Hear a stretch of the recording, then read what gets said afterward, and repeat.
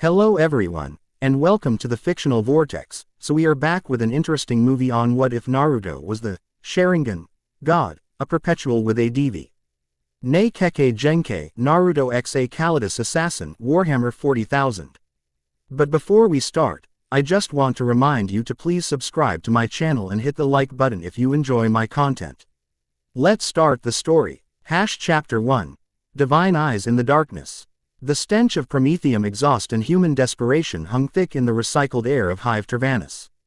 Naruto Namikaze moved through the Underhive's twisted corridors like a phantom, his worn black cloak concealing the ornate red armor beneath. The flickering glow globes cast strange shadows across the rusted metal walkways, transforming the endless maze of pipes and gantries into something almost familiar to him. Almost like the forests of his first home, if one squinted and had lived long enough to remember trees. And Naruto had lived very, very long indeed. Watch yourself, offworlder, growled a hulking Underhiver, shoving past with deliberate force. 3 gang members followed in his wake, hands hovering near poorly concealed weapons. Their leader's augmetic eye whirred as it focused on Naruto, scanning for weaknesses. Tolls doubled for your kind today. Naruto didn't break stride. There is no toll, Garvel hexed. Not for me, not today. The gang leader froze, hand halfway to his pistol. How do you know I know many things. Naruto finally turned, allowing his hood to fall back slightly. The dim light caught his eyes, revealing irises of deepest crimson, intricate patterns spiraling within them like ancient constellations. Including that the Ironghast enforcers are planning to raid your STIM operation in precisely 27 minutes. Garvel's remaining organic eye widened. That's private guild information. Nobody could. I saw it. Naruto's voice carried no threat, just absolute certainty. Just as I see the 3 snipers Commissar Vel positioned on the upper gantries to track your movements. He gestured upward without looking. The gang members glanced up nervously, hands now firmly gripping their weapons. I suggest relocating your operation to the abandoned Promethium refinery in Sector 17B. The radiation interferes with Imperial Auspex scanners. Naruto continued past them, adding softly, and Garvel. Your daughter's fever will break tomorrow at dawn. The Emperor protects, in his way. He disappeared around a corner, leaving the Underhive gang leader staring after him, mouth agape. None of them noticed the shadow that detached itself from a nearby cooling duct and followed Naruto's path with inhuman grace. Lyra Velt had been hunting her target for 16 days. The Callidus assassin's polymorphine enhanced body had assumed 7 different forms during that time, infiltrating every level of Hive Tervanus's complex social hierarchy. She'd been a merchant guilder, an Underhive scavenger, even a minor administratum official, yet her quarry remained elusive in ways that defied imperial explanation. Target designation: Anomaly CHRONO 937. Suspected origin: unknown, possibly extra-dimensional. Threat assessment: Omega-level psyker potential. Termination authorization: absolute. Her orders were clear, delivered by an Inquisitor Lord whose name was never spoken. The target appeared human but demonstrated abilities inconsistent with sanctioned psykers. Most disturbing were the reports of red eyes that could seemingly peer through deception, time, and reality itself. The temple had deployed her with an experimental anti-psyker toxin bonded directly to her bloodstream.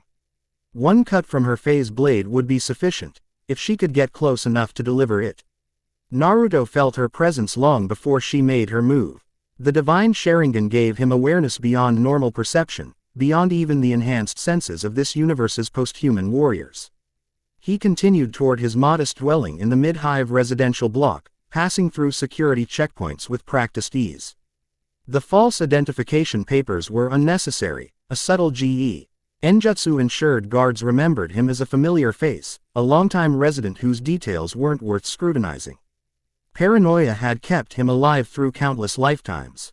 That, and the eyes that had transformed from mere Kekkei Genkai into something transcendent. His dwelling was spartanly furnished but clean, a rare luxury in this segment of the Hive City. Ancient scrolls inscribed with Ch. Acra formulas shared shelf space with Imperial technical manuals. A wall-mounted picked screen displayed tactical data about local Imperial Guard deployments, information that would earn him immediate execution if discovered. In one corner stood a shrine that would baffle any imperial citizen. No aquelar saint, but a simple spiral symbol carved in wood, flanked by 3 worn and faded headbands. Naruto prepared tea using leaves imported at exorbitant cost from an agri-world halfway across the sector. Some luxuries were worth maintaining, even after thousands of years. The familiar ritual centered him, connecting this life to all his previous existences. "You might as well join me," he said to the empty room, not bothering to look up from his careful preparation. "The shadows here are poor cover for someone of your talents." Assassin. Silence greeted him, but he wasn't fooled. The divine Sharingan showed him the subtle distortion where the Callidus crouched on the ceiling above him. Chameleonic skin adapted to match the metal surface perfectly. "The polymorphine in your system is fascinating," he continued conversationally, pouring steaming liquid into a single cup. "Similar to transformation techniques from my homeland, yet achieved through biological rather than spiritual means. I would offer you tea, but I suspect your current form lacks the appropriate digestive apparatus." A whisper of movement was his only warning as a phase blade materialized inches from his throat. Naruto didn't flinch as the weapon passed harmlessly through an afterimage, his actual body already seated at the small table. "Sipping tea. Too slow," he commented mildly. "Though considerably faster than your previous attempts." The Callidus assassin rippled into visibility, her chalk white skin and hairless scalp marking her as unmistakably transhuman. Her features were artificially perfect, designed for the application of polymorphine transformations rather than aesthetic appeal. Yet even in this baseline form, there was lethal grace in every movement. "What are you?" she demanded, voice modulated to perfect neutrality. Naruto set down his teacup. "A relic of another age. Another reality, if we're being precise." His red eyes met hers without activating their power. "And you were Lyra Velt, formerly of the Shola Progenium Orphanage on Helios Prime, recruited by the Temple age 9 after displaying unusual mimetic abilities. Your first mission was on Krieg, eliminating a rogue commissar general. You've never failed an assignment."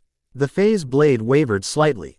"Imperial records are sealed. I don't need records, Lyra." Naruto tapped beside his eye. "I see more than most. Past, present, echoes of potential futures. You were sent here to kill me because the Ordo Chronos believes I represent a temporal threat. You speak of forbidden offices that no longer exist," she replied, circling warily. Her free hand extended toward him, fingertips glistening with neurotoxin. "The Ordo Chronos exists whenever it needs to," Naruto countered with a smile. "Time is more fluid than the Imperium would like to admit.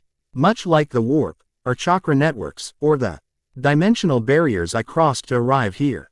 Lyra launched herself across the table with transhuman speed, a flurry of attacks targeting nerve clusters and vital organs. Each strike missed by millimeters as Naruto swayed like a reed in wind, his movements so economical they appeared almost lazy. He made no attempt to counterattack, simply evading with perfect precision. "Remarkable," she murmured, analyzing his movements. "No augmentation signatures, no warp energy, just perfect prediction." "Not prediction." Naruto's eyes flared brighter, the tomo patterns within them spinning slowly.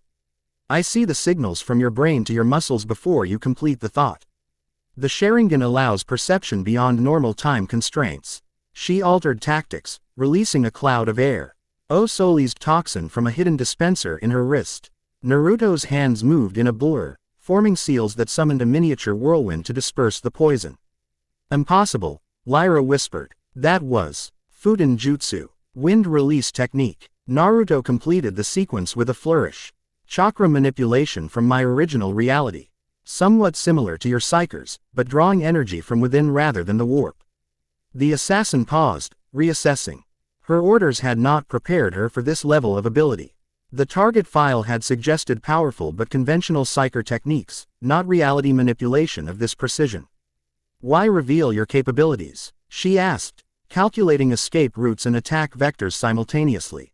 Tactically unsound. Naruto's expression softened. "Because I'm tired of running, Lyra. I've lived dozens of lives across multiple dimensions. I've seen the fall of empires and the birth of gods. Here, in this darkest of possible futures, I've watched humanity turn itself into a monument to suffering in the name of survival." He gestured toward the window, where the hive's eternal industrial haze obscured any view of stars. There are threats coming that your Imperium isn't prepared to face. Not chaos, not Xenos, but something older. Something that hungers for eyes like mine. A series of rapid clicks from her neural implant signaled the activation of emergency combat stims.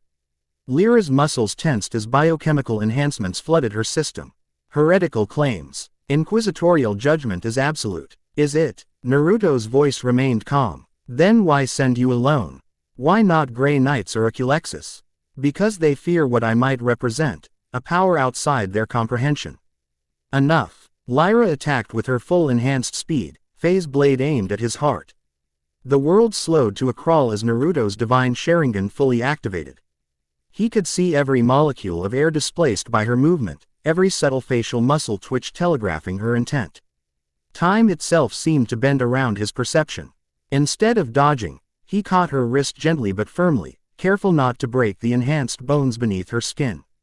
Their faces were inches apart as he spoke softly. Your polymorphine makes you resistant to genjutsu, but not immune. Look into my eyes, Lyra Velt, and see the truth of what I am. The Sharingan's patterns shifted, forming a kaleidoscopic pattern unlike anything in Imperial records. Lyra felt her consciousness expanding, pulled into the crimson depths of those impossible eyes. She stood atop a mountain, gazing down at a village unlike any human settlement in the Imperium. Wooden structures with colorful roofs stretched below, surrounded by forests rather than hive spires. People leapt between buildings with supernatural agility, and strange energy signatures danced across her assassin's enhanced senses. Konohagakure, came Naruto's voice beside her. The village hidden in the leaves. My first home, in my first life. The scene shifted, blurring through decades in moments. She witnessed war, sacrifice, triumph, a blonde youth in orange fighting impossible battles against gods and monsters. Then more changes. The village growing into a city of technological marvels, peace giving way to new conflicts, centuries passing in eye blinks. I should have died many times, Naruto explained as images continued flowing around them. But the Sharingan evolved beyond its limits. It was never originally my bloodline ability, I received it as a gift from a dying friend. Somehow, that transplantation changed its fundamental nature. Lyra watched as the red-eyed Naruto traveled between dimensions, sometimes deliberately, sometimes cast adrift by cosmic forces. She saw him in worlds of medieval fantasy, cyberpunk dystopias, and alternate versions of his original reality. The divine Sharingan allows me to perceive and manipulate the threads connecting realities, he continued. With each dimensional transition, it adapted, evolved. I began to retain memories of my past lives, to carry forward powers and knowledge. The visions accelerated, showing centuries of wandering until finally, the warp storm of Chronos. Lyra whispered, recognizing the massive purple-black distortion that had troubled Imperial astropaths for decades. You emerged from that. 5 years ago, yes. Naruto confirmed. Though for me, the journey took considerably longer. Time moves differently between dimensions. The vision faded, returning them to the modest dwelling. Lyra staggered back, her assassin's conditioning struggling to process what she'd witnessed. You could have killed me a dozen times, she realized, lowering her phase blade. I have no interest in killing Imperial servants. Naruto returned to his tea, which had gone cold, even those sent to eliminate me. Your Imperium faces extinction on multiple fronts, though few recognize how precarious humanity's position truly is. Lyra's training warred with curiosity. The temple had conditioned her to complete missions regardless of circumstances, but she'd never encountered anything like this being. Her neural implants detected no signs of warp influence or demonic possession, just technologies and energies beyond Imperial understanding. The Inquisitor who dispatched me will send others when I don't report success, she stated flatly. Inquisitor Lord Varan Drek of the Ordo Hereticus, operating under sealed authority from the Ordo Chronos, Naruto specified, surprising her again with his knowledge. Currently ABO, Ard the Cruiser Righteous Judgment in high orbit. And yes, he'll send others, which is why I allowed you to find me.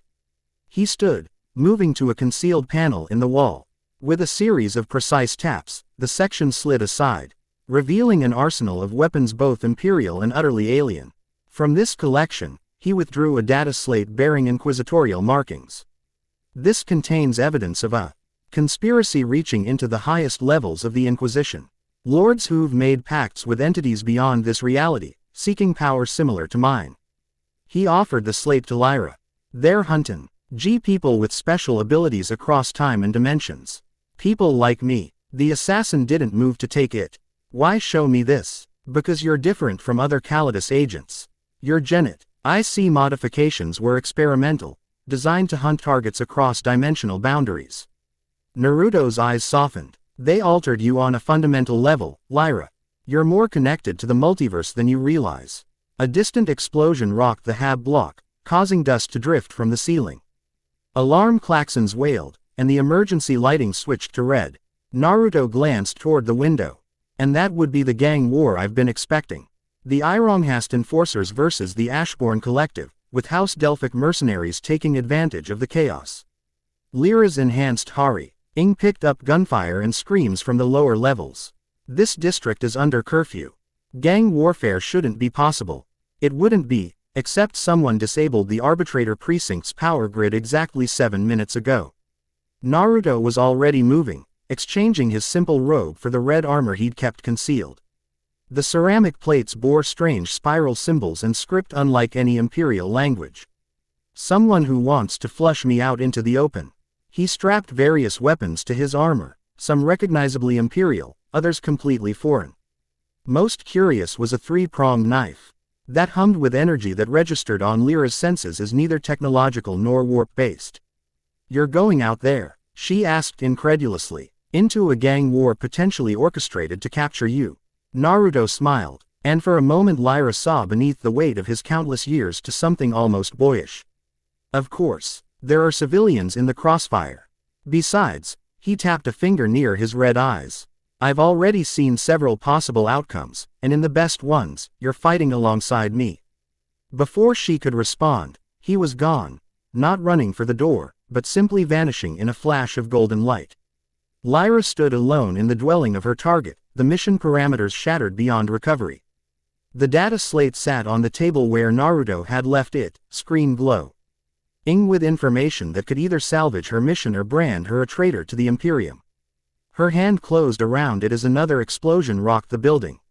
The underhive was burning. Promethium lines ruptured by gunfire had transformed entire sections into infernos, driving terrified civilians into crossfire zones. Gang enforcers exchanged fire with drug-enhanced combat servitors, while mercenaries in house colors methodically executed anyone attempting to flee through designated checkpoints. Naruto materialized on a girder overlooking the central conflict zone, his divine S. Sharingan scanning the battlefield instantly. 372 civilians trapped. 46 gang members from the Ironghast faction, 33 from the Ashbourne.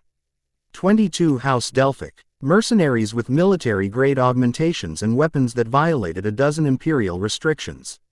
And watching from the shadows, 7 figures in unmarked carapace armor with insignia removed, the real orchestrators of this slaughter. Too organized for a gang war, he murmured, identifying firing patterns that suggested professional military training. Imperial Special Forces tactics, but executed with deliberate inefficiency to maintain the illusion. He formed a complex series of hand seals, molding chakra in a way this reality had never witnessed. Kage Bunshin no Jutsu. With puffs of smoke, 20 perfect duplicates appeared around him, each a solid clone with a fraction of his chakra. They scattered without need for instructions, his shared consciousness directing their movements with perfect coordination. Naruto dropped directly into the center of the conflict, landing between a group of civilians and advancing mercenaries. The divine Sharingan blazed in the smoke-filled darkness. "Emperor preserve us," gasped one of the civilians, a middle-aged Factorum worker clutching a wounded arm. "What manner of Astartes are you?" "Not Astartes," Naruto replied, forming another seal. "Just someone who's lived long enough to know right from wrong." The mercenaries opened fire without warning, lost rounds and solid projectiles converging on his position. Naruto's hand swept forward, and an invisible wall of compressed air deflected the barrage, sending shots harmlessly into the ceiling. "Wind release. Great breakthrough," he announced, completing the technique with a focused blast that sent the front line of attackers flying backward into their companions.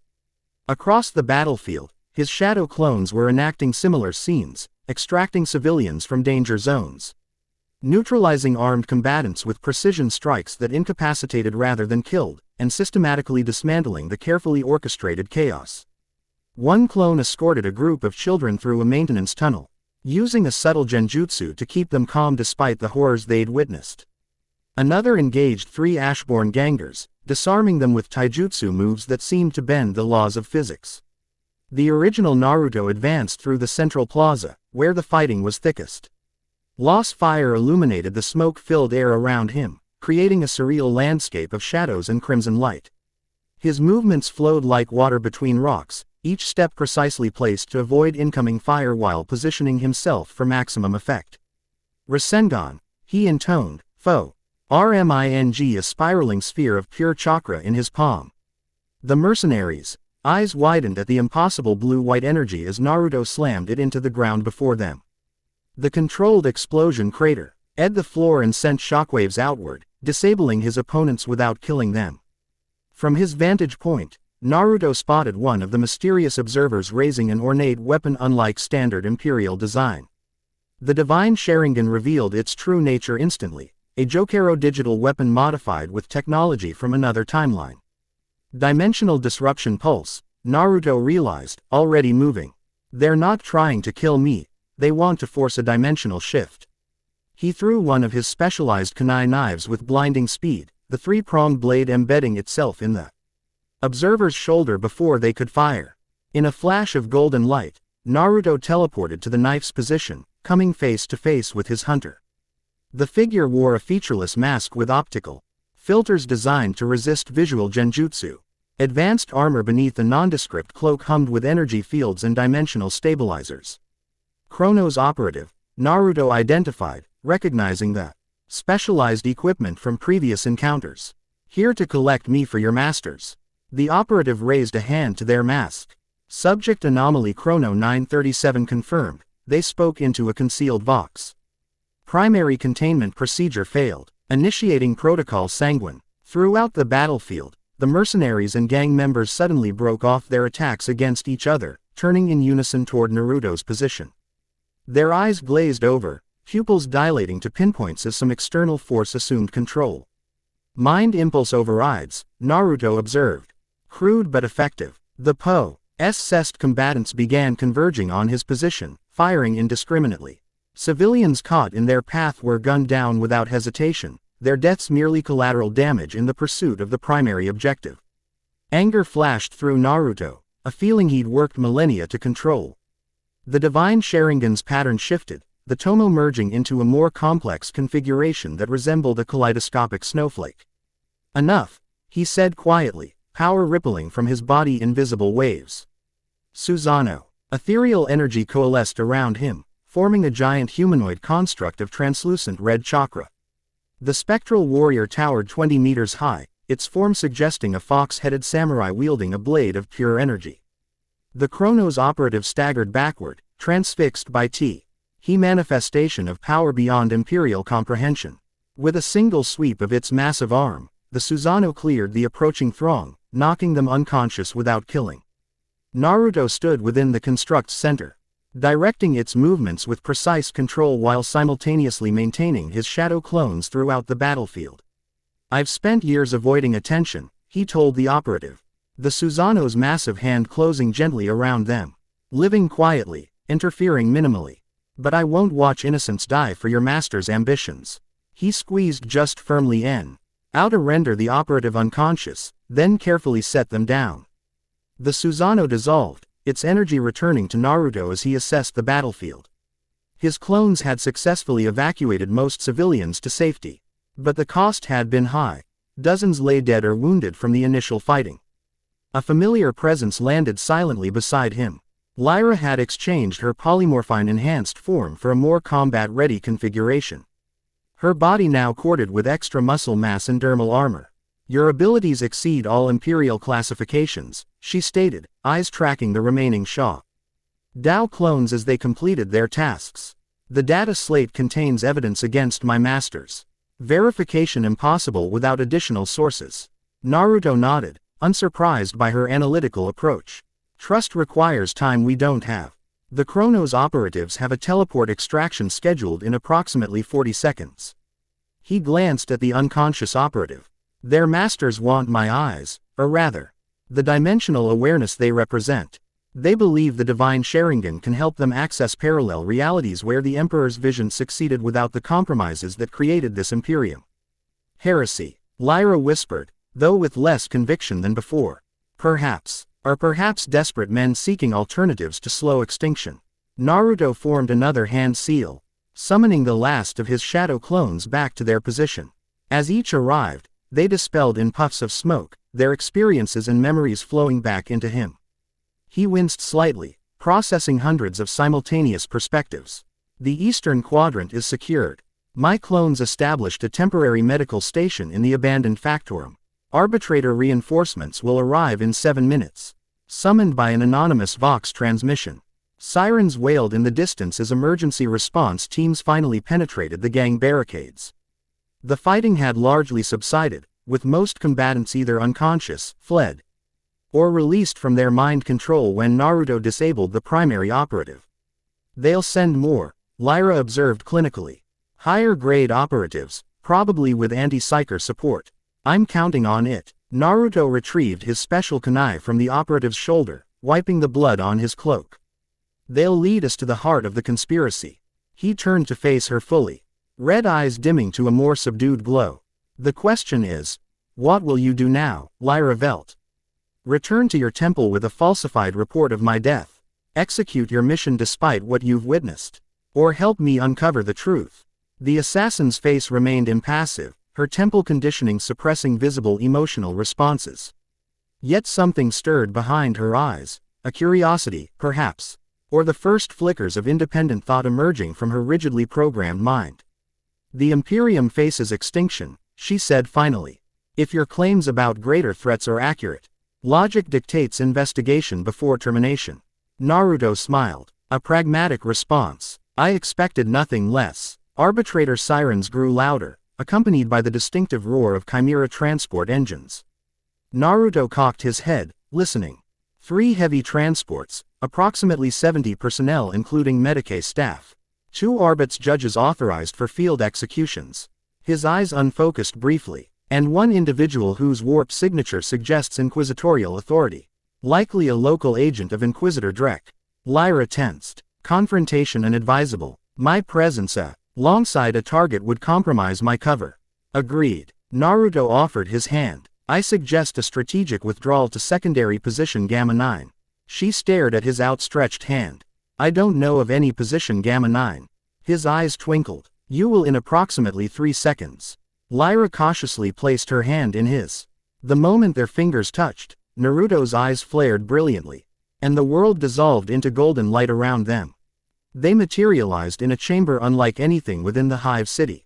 Curved walls of some unfamiliar material glowed with soft amber light, illuminating spaces filled with technologies both recognizably imperial and utterly alien. Ancient scrolls and tomes shared space with cogitator arrays and hololithic projectors. Lyra instinctively dropped into a combat stance, scanning for threats. Teleportation without warp transit, theoretically impossible. The Hiraishin technique, Naruto explained, moving toward a central console. Quote, space-time manipulation using specially prepared anchor points. He gestured to similar 3-pronged kunai embedded at strategic locations throughout the chamber. Another ability from my first life, enhanced by the divine Sharingan's dimensional awareness. The assassin circled warily, cataloging every detail of the hidden base. Location, technically, still within Hive Tervanus, though somewhat adjacent to conventional reality.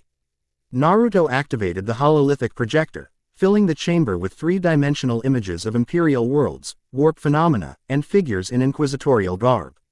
This pocket dimension exists in the space between spaces, undetectable by conventional auspex or warp scrying. He manipulated the display, zooming in on a particular figure, an elderly man in Orn. 8 armor bearing the symbols of multiple inquisitorial ordos.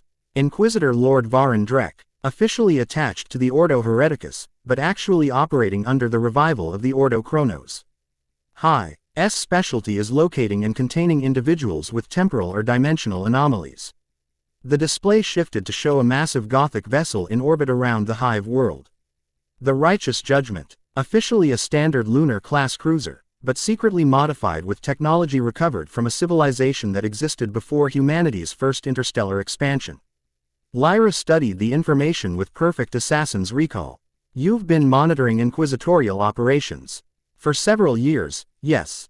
Naruto called up another display showing dozens of individuals marked with red indicators. These are people Drek has collected over the past decade. Psychers with unusual abilities, navigators with enhanced warp sight, even normal humans who experienced unexplained temporal phenomena. He highlighted several images where the subjects appeared dissected or connected to arcane machinery. His research involves extracting their abilities for use by the Imperium, specifically, by a cadre of radical inquisitors seeking to access alternate timelines where different decisions led to better outcomes. Lyra processed this information against her knowledge of Imperial operations. The Imperium prohibits timeline manipulation. Temporal paradox risks attracting warp predators. Exactly. Naruto closed the gruesome images. Yet these inquisitors believe the Imperium's situation is desperate enough to justify the risk. They seek either to alter this timeline or to establish bases in more favorable alternate realities as insurance against this universe's collapse. He faced her directly. My divine Sharingan represents their greatest prize, eyes that can see across dimensional boundaries without requiring warp travel or technology. The assassin studied him with new understanding. You've faced similar hunters before. In many realities. Naruto's expression darkened. Power like mine attracts those who would use it for their own ends. Usually, I avoid confrontation, moving between dimensions before they can capture me. But this time is different. He called up a new display, a massive swirling anomaly in space, purple-black energy spiraling into a central void. The Chronos Rift, growing steadily for the past century, largely ignored by Imperial authorities who classify it as a simple warp storm. Lyra recognized it from Imperial navigational warnings. Unstable warp manifestation in Sector Tertius.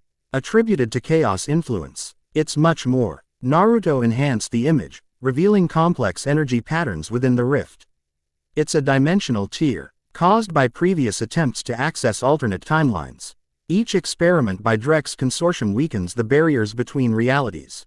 If it continues expanding at the current rate, it will engulf this entire sector within 5 years, potentially destabilizing reality throughout the segmentum. He turned from the display, his eyes reflecting the swirling energies of the rift.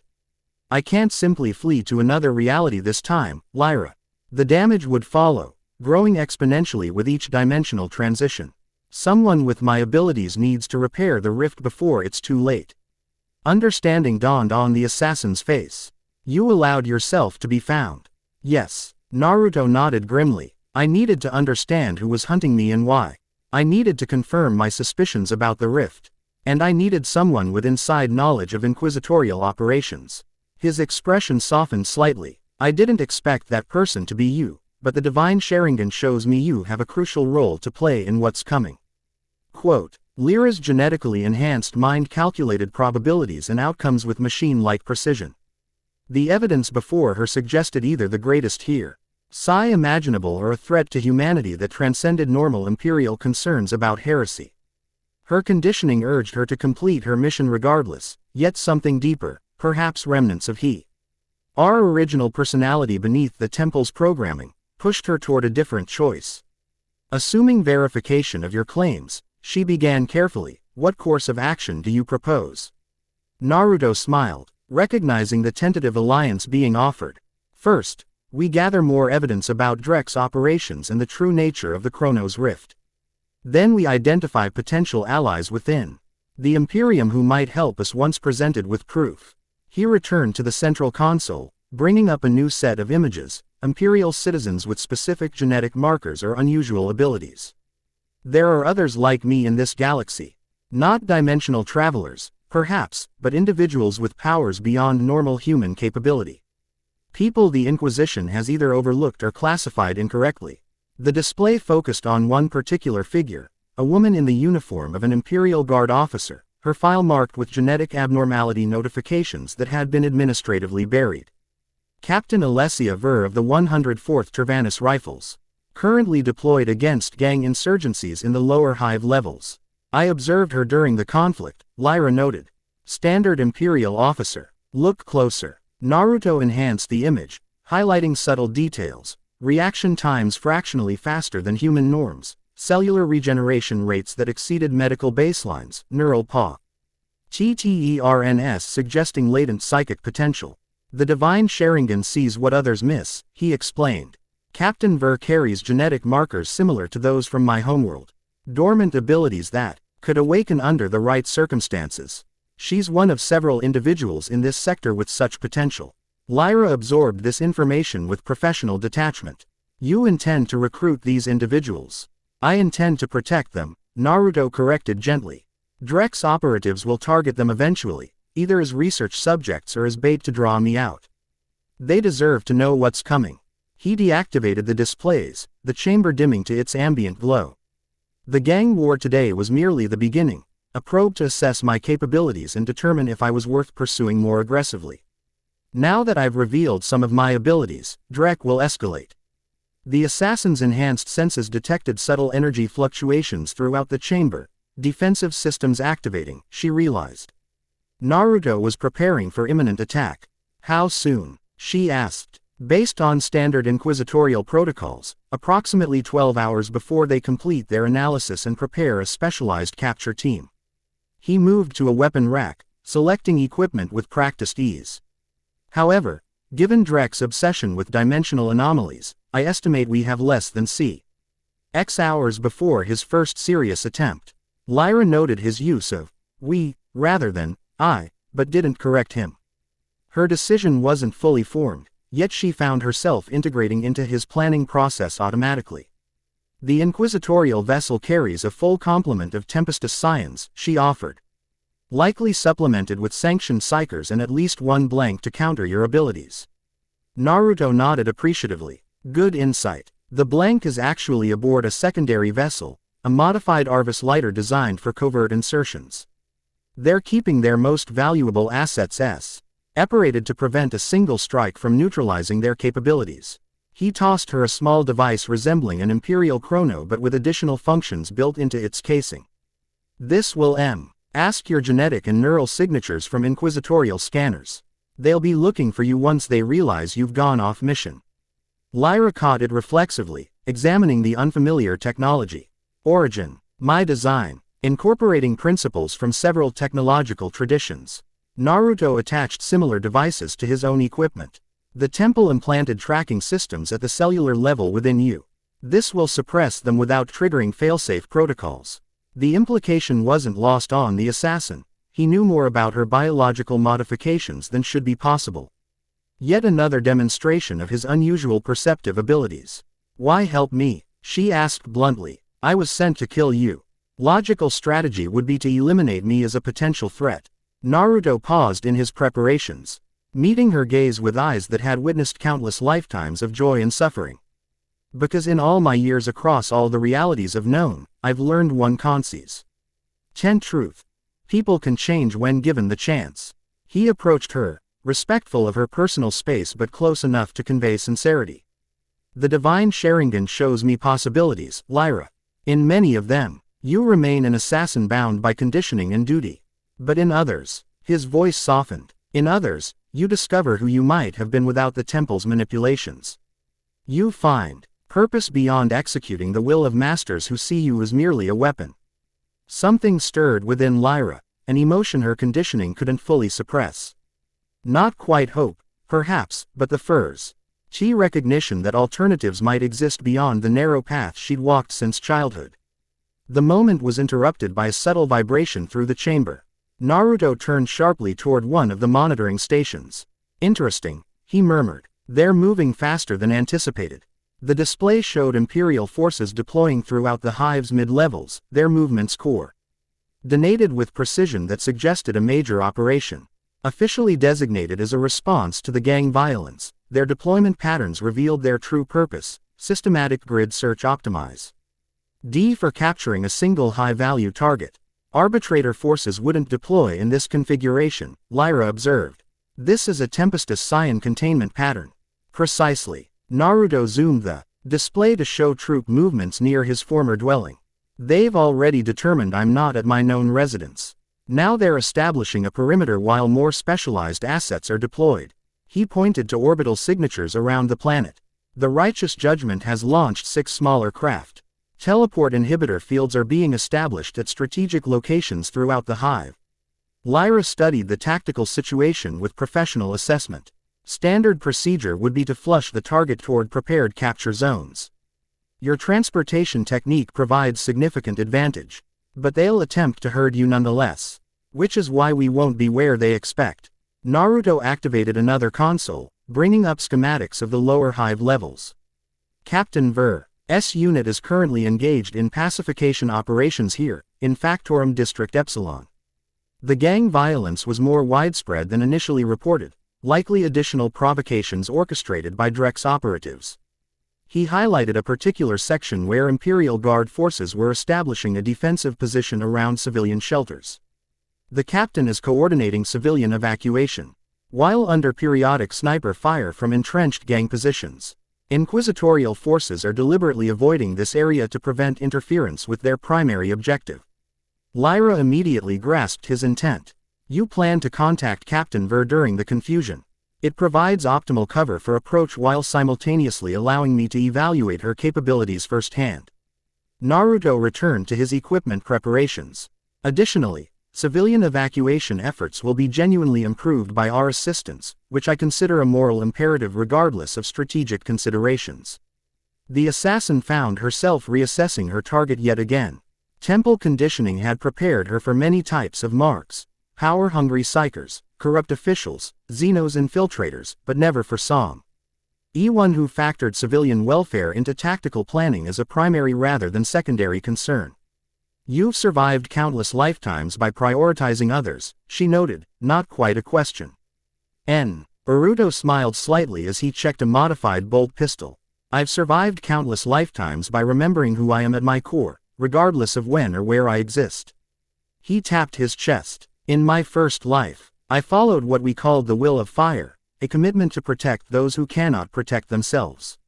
That hasn't changed, even as everything else has. He offered her a selection of weapons appropriate for an assassin's skill set. Will you accompany me, Lyra Velt? I won't force your decision either way. The Callidus assassin considered her options with cold precision. Return to her temple with falsified mission data. Continue her original assignment against increasingly impossible odds, or align temporarily with a target who had shown both incredible power and unexpected mercy. Temple conditioning urged the second option. Tactical assessment suggested the third. Something deeper than either. Perhaps the remnants of the human she had been before the temple's modifications, made the decision. I will accompany you, she stated, selecting a neural shredder and digital weapons compatible with her enhanced physiology. To verify your claims regarding Inquisitor Drek and the Dimensional Rift, assessment of Captain Vor's capabilities will provide additional data points for evaluation. Naruto nodded, accepting her reasoning without comment on the justifications she felt necessary to provide. He understood the internal struggle behind her carefully neutral phrasing. We'll depart in 5 minutes, he said, making final adjustments to his equipment. The Divine Sharingan shows minimal interference patterns in the lower Factorum district. My transportation technique should function without complications. As they prepared, Lyra found herself studying her unlikely ally with professional assessment that gradually shifted toward genuine curiosity. His movements spoke of countless years of combat experience, yet maintained an efficiency that suggested continued growth rather than rigid patterns established through repetition. Most interesting was how he alternated between expressions and mannerisms that seemed ancient, weighted with wisdom and sorrow beyond ortal comprehension, and moments of almost youthful enthusiasm when discussing certain techniques or possibilities.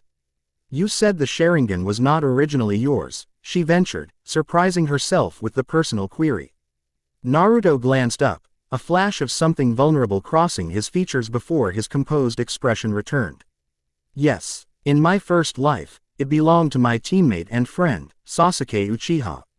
Later, to our other teammate, Kakashi Hatake, who received it through similar circumstances. He touched the area beside his eyes gently. Sasuke gave me his eyes as he died in our final battle together. He wanted his power to serve the peace we'd fought for, rather than dying with him. Neither of us could have imagined how that transfer would change the fundamental nature of the bloodline ability. Lyra absorbed this information, fitting it against her growing understanding of her target. The emotional connection altered its function. That's my theory, yes. Naruto finished his preparations, securing the last of his equipment. The Sharingan normally passed through blood relation, carrying the emotional trauma of the Uchiha clan with it. Receiving it through sacrifice and friendship instead of inheritance may have transformed its core nature. He extended his hand toward her. Ready. The transportation technique can be disorienting the first time. Lyra took his hand without hesitation. Her decision made. Proceed. Naruto's eyes blazed with crimson light, the tomo pattern spinning rapidly as he focused on a destination he had prepared in advance. Golden energy surrounded them both, coalescing into intricate seals that spiraled through the air. Hiraishin no Jutsu, he intoned. The world dissolved into golden light. Chapter 1 End Chapter 2, The Machine and the Immortal. Golden light shattered the darkness of Factorum District Epsilon like a sun breaking through storm clouds. Naruto and Lyra materialized behind the rusted remains of a decommissioned ore processor. The massive machine providing cover from the sporadic gunfire echoing through the cavernous industrial space. Lyra's enhanced physiology adapted quickly to the dimensional transition, though she required a moment to recalibrate her inner ear. Unconventional transport, she observed clinically, already scanning their surroundings with assassin's precision. The Factorum street retched before them in a grotesque parody of imperial industry. Once orderly assembly lines lay twisted and broken, victims of neglect and violence. Grime-encrusted cogitators blinked erratically, running degraded machine spirits that controlled nothing. The ceiling, hundreds of meters overhead, disappeared into a miasma of chemical smog illuminated by malfunctioning lumens that cast everything in sickly green light. Naruto crouched low, his crimson eyes piercing the toxic haze. Imperial Guard defensive position established approximately 200 meters northeast. Captain Ver's coordinate, civilian evacuation through emergency transit tunnels. Hostile elements. Lyra's body was already shifting subtly, polymorphine glands adjusting her appearance toward a form better suited for the environmental toxins. 17 gang members with modest augmentations. 5 combat servitors reprogrammed for autonomous operation. 2. Naruto paused, his divine Sharingan detecting something unexpected. 2 non-imperial signatures. Biological profiles inconsistent with registered hive inhabitants. He focused on these anomalies, the tomo in his eyes spinning as he enhanced his perception. Through smoke and distance, he perceived 2 figures moving with unnatural precision toward the Imperial Guard position. Their movements suggested enhancement beyond standard human capability, different from Astartes or Skitarii patterns. Interesting, he murmured. Not inquisitorial assets, something else. A sudden explosion rocked the Factorum floor, sending tremors through the rusted gantries above. Distant screams echoed as civilians caught in the blast zone cried out for help. Without discussion, both Naruto and Lyra moved toward the sound, navigating the industrial wreckage with practiced ease. They traversed half the distance before encountering the first resistance, 3 gang members wearing the crude augmetics and toxic waste hazard symbols of the Ashbourne Collective. The gangers had corralled a family of Factorum workers against a collapsed conveyor belt, weapons trained on the cowering civilians. Tolls triple for passage, worker scum, snarled the leader, Cr. Uday Vox amplifiers distorting his voice into mechanical rasping.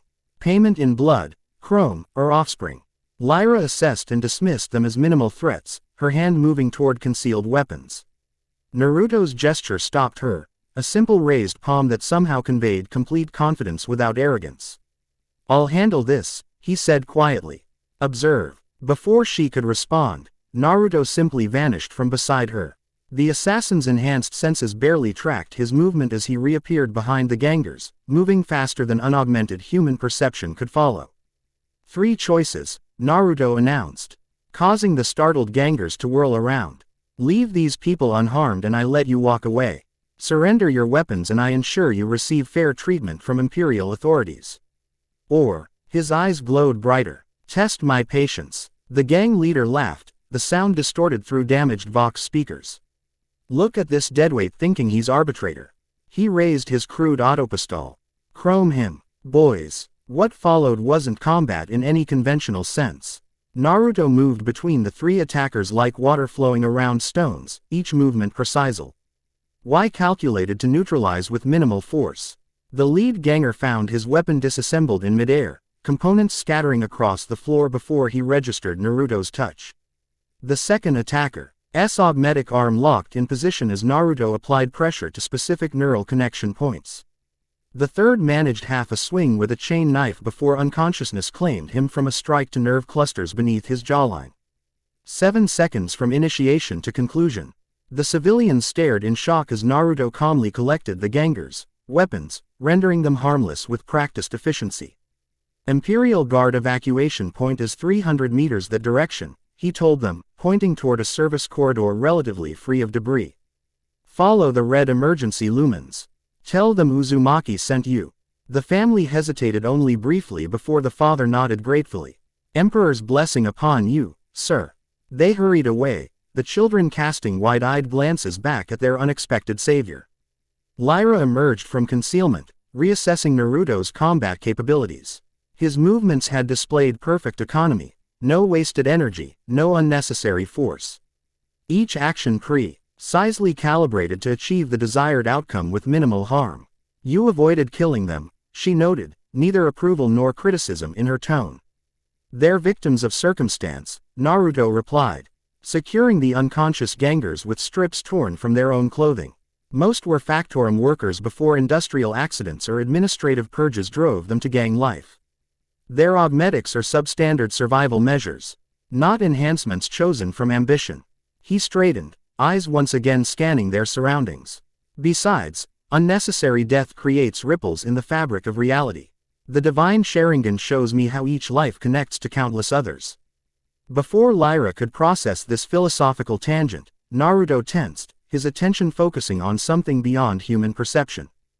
Down, he commanded, pulling her behind a massive cogitator bank as the air where they'd stood erupted in a shower of crystalline projectiles. The shards embedded themselves in metal and concrete, immediately beginning to corrode everything they touched. Organic acid compounds, Lyra identified, noting the distinctive hissing pattern. Non-standard weaponry, Naruto nodded grimly. The non-imperial signatures I detected. They've changed course to intercept us specifically. He peeked around their cover, the divine Sharingan analyzing their attackers in microseconds. Two humanoid figures moved with inhuman grace across the factorum floor, leaping between wreckage with impossible agility. Their forms were slender, almost delicate, yet moved with predatory purpose that belied any fragility. Most distinctive were their weapons, crystalline constructs that seemed partially grown rather than manufactured. Eldar, Naruto identified, recognition and wariness in his voice. Dark Eldar, specifically. Komorig raiders, likely on a specimen-gathering mission. Lyra's conditioning provided immediate tactical responses to Zeno's threats. Recommend immediate execution. Dar. K. Eldar presence indicates potential webway portal nearby. Escalation risk significant. Agreed on the risk assessment, Naruto replied, already forming hand seals. Disagreed on approach. I need to understand why they're targeting this specific location. The Dark Eldar advanced with Predator's patience, their movements suggesting centuries of experience in hunting prey through industrial ruins. They communicated through subtle hand gestures, establishing a pincer movement to eliminate potential escape routes. Naruto completed his sequence of seals. Kage Bunshin no Jutsu. 5 shadow clones appeared beside him, each a perfect duplicate down to the smallest detail.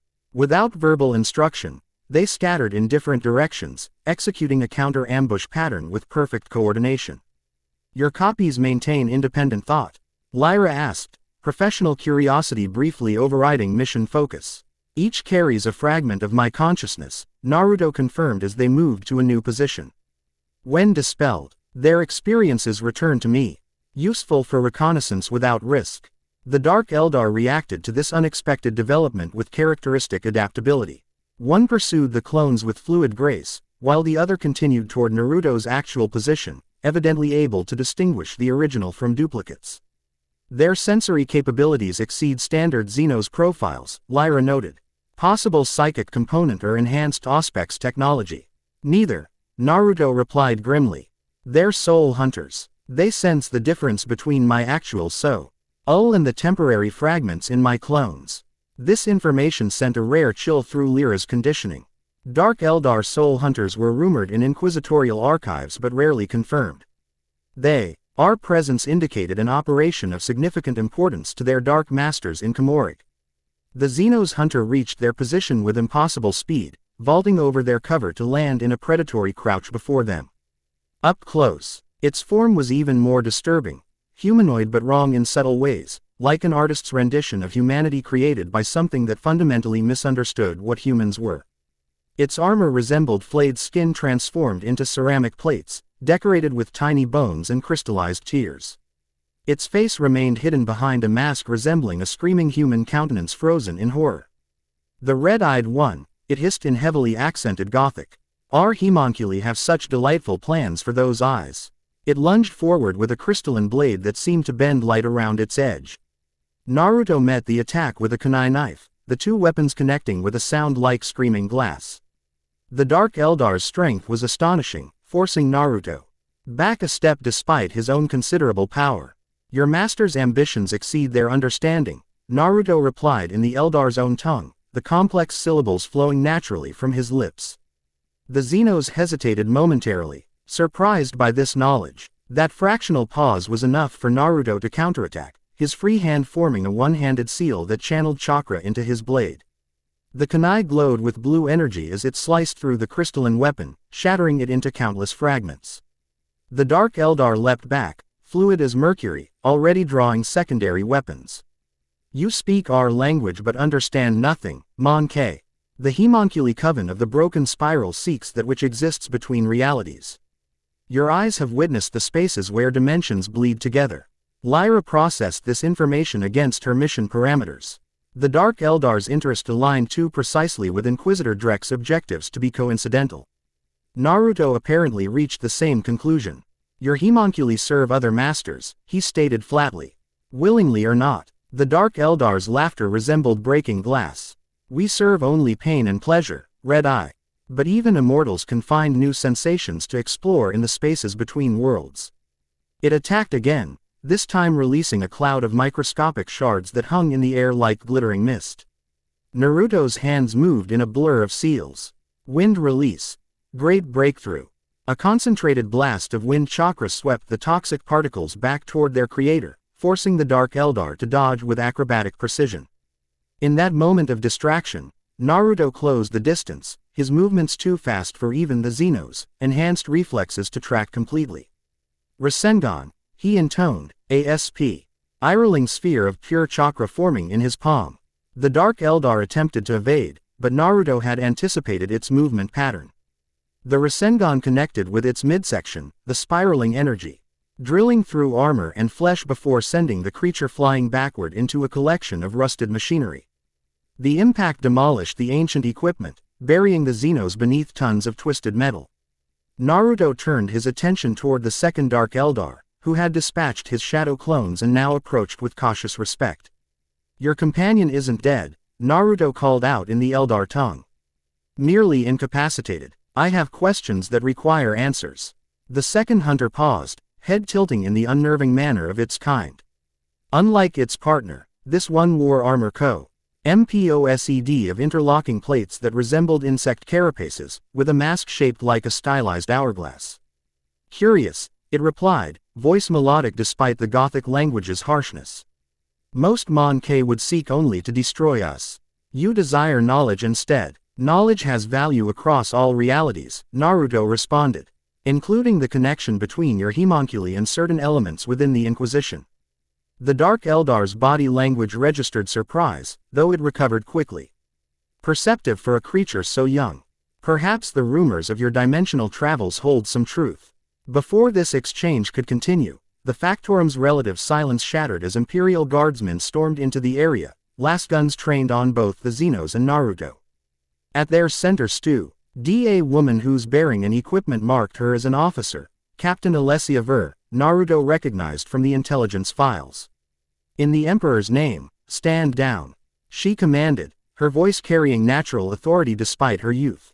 Her features were striking.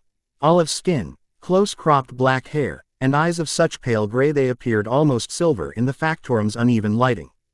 A long G-scar traced from her left temple to jawline, yet somehow enhanced rather than diminished her commanding presence. The Dark Eldar assessed this new development with predatory calculation. With a fluid motion too quick for the guardsman to track, it retrieved a small crystalline device from its armor and crushed it in its hand. Space rippled around the Xenos as a miniature webway portal formed. The broken spiral will have those eyes. Traveler, it promised Naruto. This reality or another, it matters not to those who walk between. It stepped backward into the rippling portal, which sealed itself with a sound like shattering glass, leaving only crystalline dust drifting to the floor as evidence of its presence. Captain Ver advanced cautiously, her lasgun trained unwavering on Naruto's chest. Identify yourselves immediately. This district is under Imperial Guard martial law. Lyra assessed the tactical situation with assassin's precision. 12 guardsmen in standard Cadian pattern flak armor, positioned for optimal firing coverage. Captain Vor's equipment suggested minor officer augmentation, enhanced targeting optics and possibly limited armor under her uniform. None appeared to recognize Lyra as a Callidus assassin in her current form. Before she could implement any of the 17 immediate neutralization protocols her training provided, Naruto smiled and raised his hands in a universal gesture of non-aggression. Captain Alessia Ver of the 104th Travanus Rifles, he stated, his voice shifting to match the formal cadence of Imperial military address. My name is Naruto Uzumaki. This is my associate, Lyra. We were tracking the Xenos infiltrators you just witnessed. The captain's expression remained professionally neutral, though her eyes narrowed slightly. Under whose authority? Currently independent, Naruto admitted candidly. Though previously operating under inquisitorial purview, I can provide verification codes if necessary. This half-truth aimed to satisfy the captain temporarily. She lowered her weapon slightly, though her troops maintained their aim. Independent operators with the capability to engage Dark Eldar raiders. Her tone conveyed professional skepticism. Unusual, but not my primary concern at present. We have civilians to evacuate before the Manufactorum's primary plasma exchangers go critical. As if to emphasize her point, a distant explosion sent tremors through the Factorum floor. Emergency klaxons began wailing from multiple directions. Structural collapse imminent in adjacent sectors, reported a guardswoman wearing tech specialist insignia. Estimate 37 minutes until catastrophic failure, Captain. Ver made a rapid tactical decision. You too, if you're genuinely here to assist, there are IGHTY 3 civilians trapped in Factorum Chamber Delta-19. Toxic gas leaks have blocked our primary extraction route. If you have alternate means of reaching them. We do, Naruto confirmed, eyes momentarily flaring with crimson light as he scanned the Factorum's layout. The maintenance ducts running beneath the primary assembly line remain relatively intact. We can reach them within 7 minutes. The captain's eyes widened slightly at his precise knowledge of the Factorum's structure. That information isn't on standard Imperial schematics. I have excellent eyes, Naruto replied with a slight smile. Trust is earned, Captain Ver. Allow us to demonstrate our value. A tense moment passed as the captain evaluated her options. Another explosion, closer this time, made the decision for her. Proceed, she ordered curtly. Sergeant Korik, provide them with emergency respirators. The maintenance tunnels are flooded with toxins that would kill an unprotected human within minutes. A grizzled veteran stepped forward, offering standard issue rebreathers from his kit. Naruto accepted one with thanks but declined a second for Lyra. My associate has suitable protections, he explained, nodding toward Lyra whose skin had already developed a subtle sheen indicating polymorphine adaptations for toxic environments. Captain Ver noted this with professional interest but asked no questions. Rendezvous at evacuation point Gamma 6 when you've secured the civilians. The Emperor protects. Indeed he does, Naruto replied with perfect imperial piety, though Lyra detected the subtle irony in his tone. Though he appreciates when we assist in the effort. As the guard unit moved toward their primary objective, Naruto led Lyra toward a maintenance access hatch partially hidden behind collapsed machinery. His divine Sharingan pierced the darkness beyond, mapping their route through the labyrinthine underbelly of the massive Factorum complex. Captain Vor's genetic Arcers are more prominent than her file suggested, he noted as they descended into the toxic gloom. Her combat instincts are partially enhanced, though she seems unaware of her potential.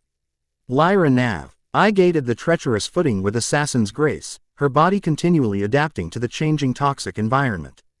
Inquisitorial interest confirmed. Her unit's deployment to this specific factory, despite higher priority conflicts elsewhere, indicates deliberate positioning. Precisely, Naruto agreed, ducking beneath a low-hanging pipe leaking corrosive fluid. Drek is collecting individuals with specific genetic potential. The question is why this sudden acceleration of his timeline. They moved through the maintenance tunnels with efficient speed, Naruto occasionally creating shadow clones to scout alternate routes when collapses blocked their path. The toxic miasma grew thicker as they approached Chamber Delta-19, a noxious combination of industrial chemicals and ruptured waste processing systems. Civilians detected, Naruto announced after 12 minutes of careful progress. 81 life signs, 2 recently deceased from toxic exposure. Chamber atmosphere is approaching lethal concentrations. A massive blast door separated them from the trapped workers. Once powered by hydraulic systems, it now stood frozen in a partially open position, the gap barely wide anew. GH for a person to squeeze through sideways. Beyond, Naruto's enhanced senses detected frightened voices and the labored breathing of people struggling in toxic air. I'll create a barrier to contain the worst of the toxins, he decided. Forming a complex sequence of hand seals. Earth release. Mud wall. Chakra flowed from his hands into the factorum floor. The metal and concrete rippled like liquid before rising to form a solid barrier that sealed the worst of the leaking pipes. The technique, adapted from his original reality's earth manipulation, now incorporated the materials of this industrial environment.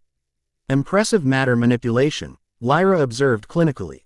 Application of extra-dimensional energy to restructure physical components without apparent resource cost. Chakra has advantages over psychic power in this reality, Naruto confirmed as they squeezed through the gap. It doesn't draw attention from warp entities or trigger blanks null fields. Beyond the blast door, they found a scene of increasing desperation.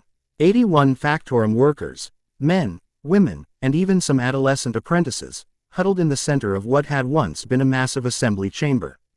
Ancient machinery loomed around them like the fossilized skeletons of impossibly large creatures.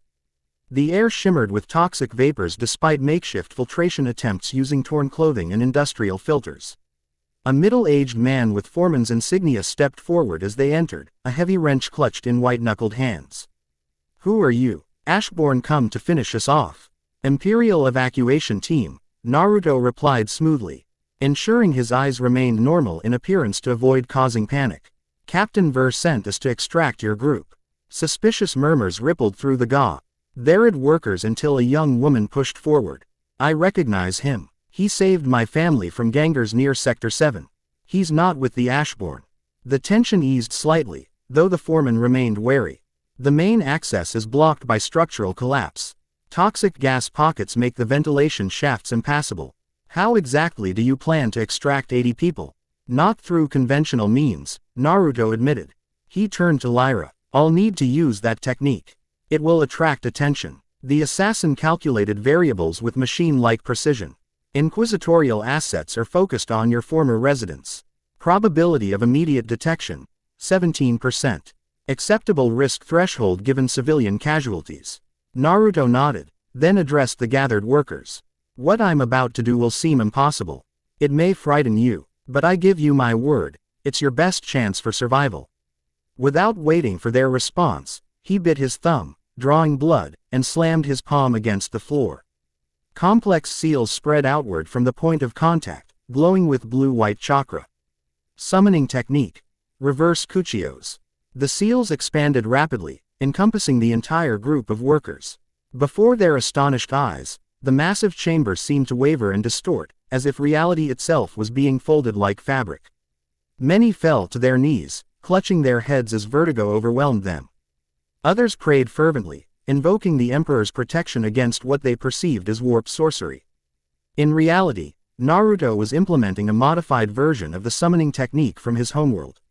Rather than bringing a creature to his location, he was temporarily connecting this space to another, specifically, to Evacuation Point Gamma-6 where Captain Vor's forces were gathering civilians. The technique completed with a thunderclap of displaced air. Where toxic industrial hell had surrounded them moments before, they now stood in a relatively secure Imperial Guard evacuation zone. Medical servitors and guardsmen stared in shock as 81 civilians and 2 mysterious operatives materialized in their midst.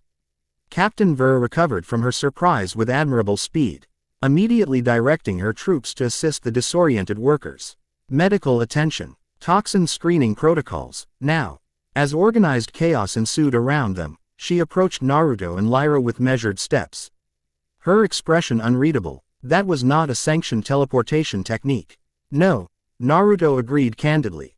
But it was effective. 81 lives preserved through unorthodox methods. Lyra added, her tone suggesting a logical calculation rather than emotional appeal. Net positive outcome by any rational standard. The captain studied them both, conflict evident in her eyes despite her disciplined expression. I've served in 3 combat zones across this sector. I've witnessed Astarte's battle brothers perform feats beyond mortal capability. Had you just did exceeds even those parameters. Before Naruto could respond, the evacuation zone's perimeter warning systems activated. A new group approached. Not Imperial Guard reinforcements, but figures in the distinctive red robes of the Adeptus Mechanicus, led by an individual whose extensive augmentation marked her as a high-ranking tech priest. Magos biologist Talia Kane, Naruto identified quietly, recognizing the figure from intelligence files. Assigned to research unusual biological phenomena in Tervanus Hive. Interesting coincidence. Captain Ver tensed slightly. Not coincidence. The Magos requested notification of any anomalous biological or energy signatures encountered during our operations. Standard procedure dictated I inform her of the Xenos incursion. But not of us specifically. Naruto inquired. Not specifically. No. The captain's expression suggested she was already reconsidering that decision. Magos biologist Talia Kane approached with the distinct vague gait of one whose lower body contained more machinery than flesh. Unlike many tech priests who surrendered their humanity entirely to mechanical replacement, Kane had maintained a surprisingly human appearance above the neck.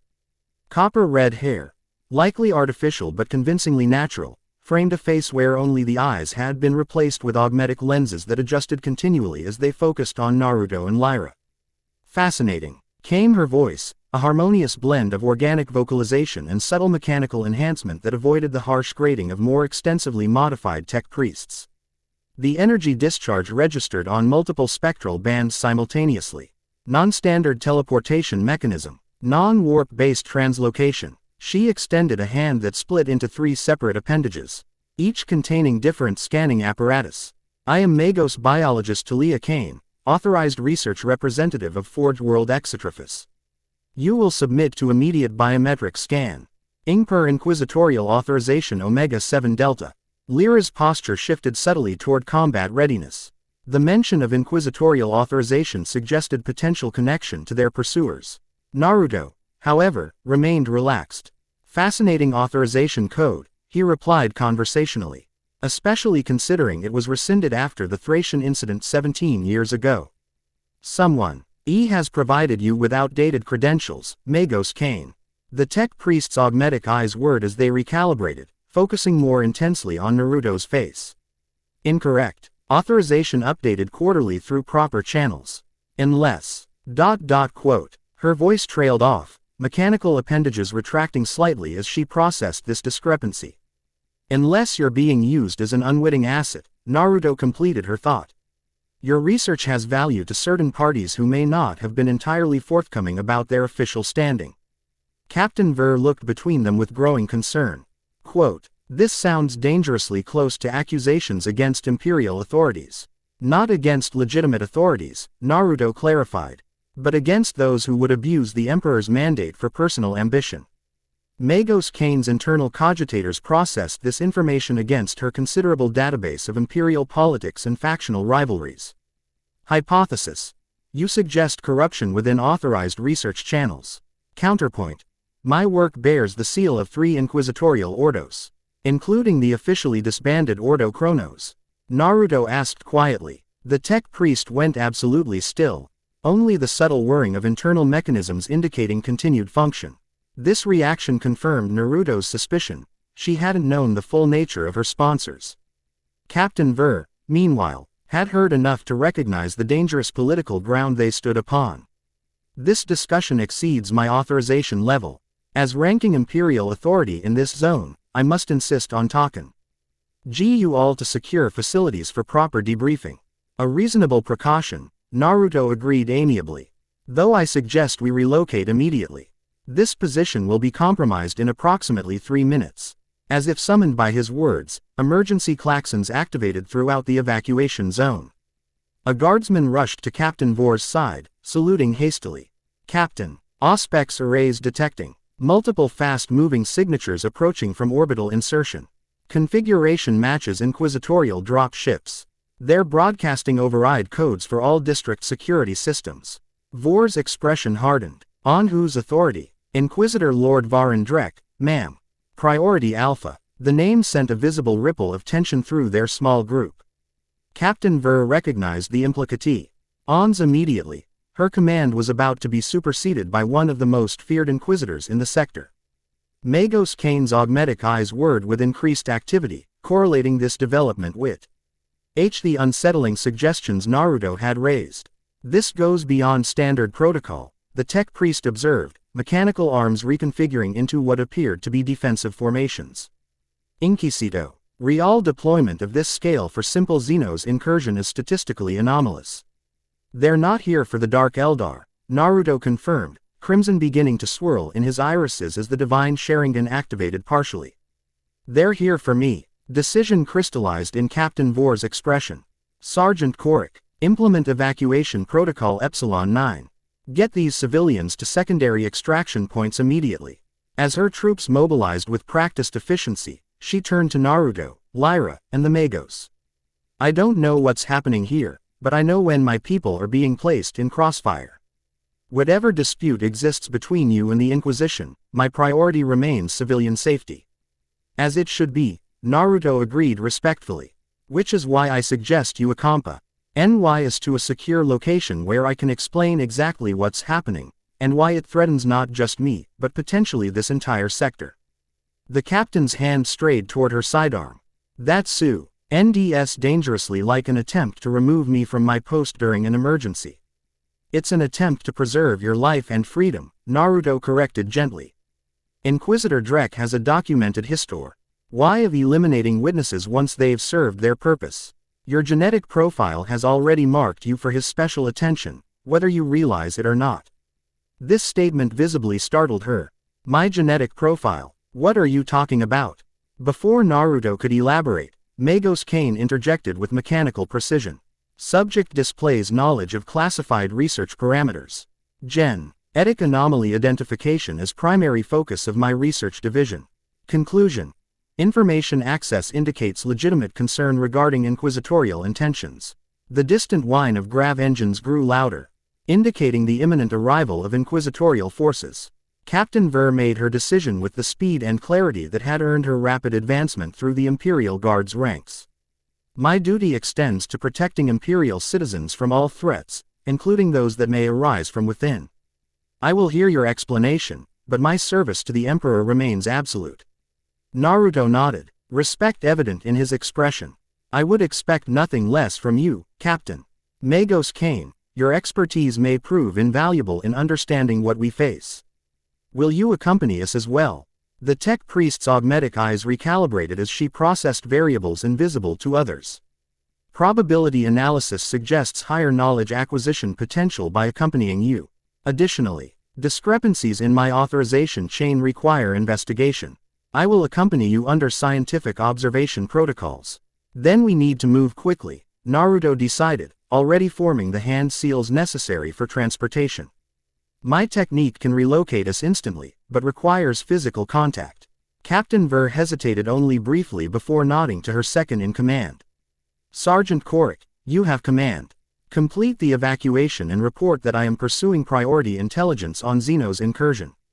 Understood, Captain. The veteran's eyes suggested he recognized there was more to the situation. But his discipline held. The Emperor protects. The Emperor protects, she affirmed, then turned to Naruto. I'm placing significant trust in you, Uzumaki. I expect that trust to be honored. It will be, Naruto promised. Everyone, please maintain physical contact. As Captain Ver, Magos Kane, and Lyra placed their hands on his shoulders and arms, Naruto's eyes fully transformed. The divine Sharingan blazing with power that made both the captain and tech priest flinch involuntarily. Hiraishin no Jutsu, he intoned. Golden light enveloped them as reality folded around Naruto's technique. They vanished moments before the first inquisitorial drop ship breached the Factorum's upper levels, disgorging black armored figures bearing the distinctive equipment of Tempestus Scions. They materialized in Naruto's hidden sanctuary, the curved amber walls and unfamiliar technology momentarily disorienting the newcomers. Captain Ver immediately dropped into a defensive stance. Her last gun drawn though not aimed directly at anyone. Magos Kane's reaction proved more dramatic. Her augmetics whirred frantically as they attempted to process the technological and dimensional anomalies surrounding them. Fascinating, the tech priest exclaimed, multiple mechadendrites extending from her robes to sample the environment. Non-Euclidean spatial parameters. Dimensiona. L pocket maintained through sustained energy application. Omnitia preserve. The theoretical applications are extraordinary. Welcome to my sanctuary, Naruto said simply, moving to deactivate Sever. All defense systems that had automatically engaged upon their arrival. One of several I've established throughout the sector. Were technically still within Tervanus Hive, though somewhat adjacent to conventional reality. Captain Ver recovered her composure with admirable speed. This technology exceeds any imperial standard I'm familiar with. Not even the Adeptus Mechanicus maintains capabilities like this. The captain's assessment is accurate, Magos Kane confirmed, her mechadendrites examining everything within reach. Certain elements suggest technological principles analogous to theoretical archives from Dark Age of technology, yet implementation methodology is entirely novel. Naruto allowed them a moment to acclimate while he conferred quietly with Lyra. The assassin had already moved to a monitoring station, reviewing security feeds from throughout the hive. Inquisitorial forces have established a cordon encompassing 17 sub-sectors, she reported. Tempestus Scio. End deployments suggest systematic sweep pattern. They're implementing a standard heretic hunt protocol but with unusually high resource allocation. As expected, Naruto nodded. Drek wouldn't commit such visible resources unless he felt certain of success. The question is what prompted this acceleration of his timeline. He turned to address their guests, who had progressed from shocked observation to more calculated assessment of their surroundings. Captain Ver maintained her disciplined military bearing despite the extraordinary circumstances, while Magos Kane had already begun interfacing with one of the console terminals. Her mechadendrites connecting directly to data ports. I promised explanations, Naruto began, gesturing toward the central hololithic projector. Let's start with who I am, why the Inquisition seeks me, and how this connects to both of you. The projector activated, displaying a rotating image of what appeared to be a warp storm, a massive swirling vortex of purple-black energy that distorted space around it. This is the Chronos Rift, he explained. Officially designated as Warp Disturbance Tertius 937, located at the edge of this sector. Imperial authorities classify it as a minor warp storm of no strategic significance. Magos Kane's augmetic eyes whirred as she analyzed the projection. Official classification is erroneous. Energy signature indicates trans-dimensional properties inconsistent with standard warp phenomena. Precisely, Naruto confirmed, because it isn't a warp storm at all. It's a tear in the fabric of reality itself, a wound between dimensions that continues to grow.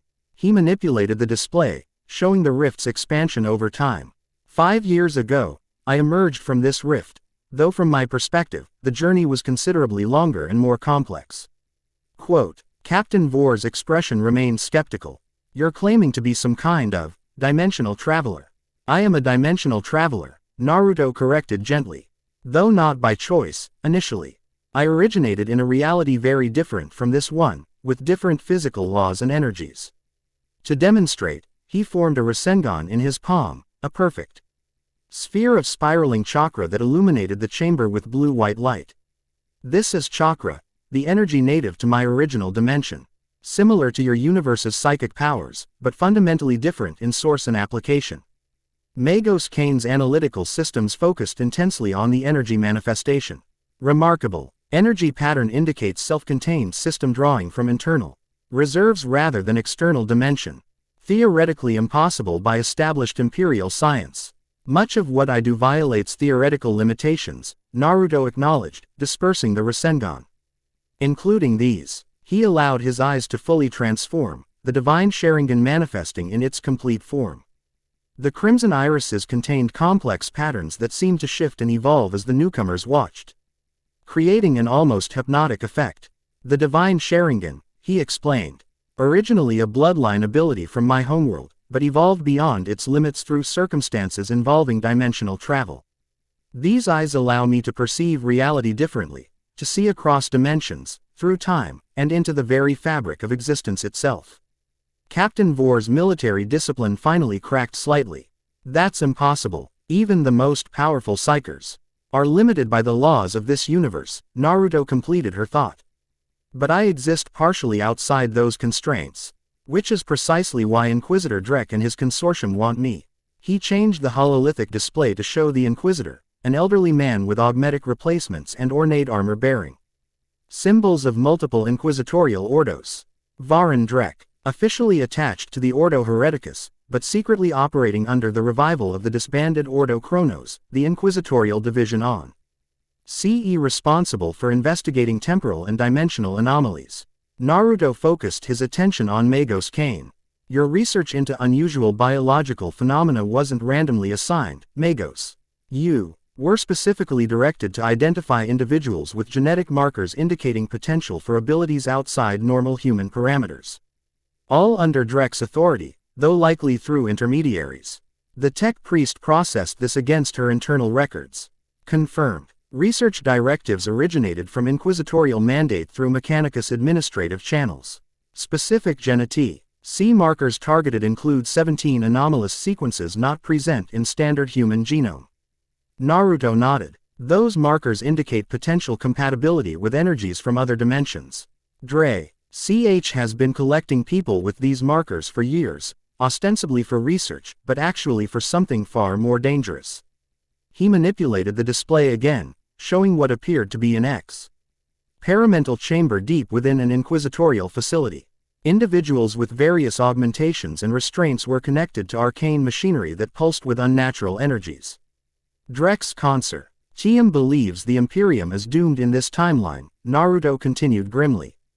Their solution isn't to save this reality, but to access alternate versions of the Imperium where different historical decisions led to better outcomes.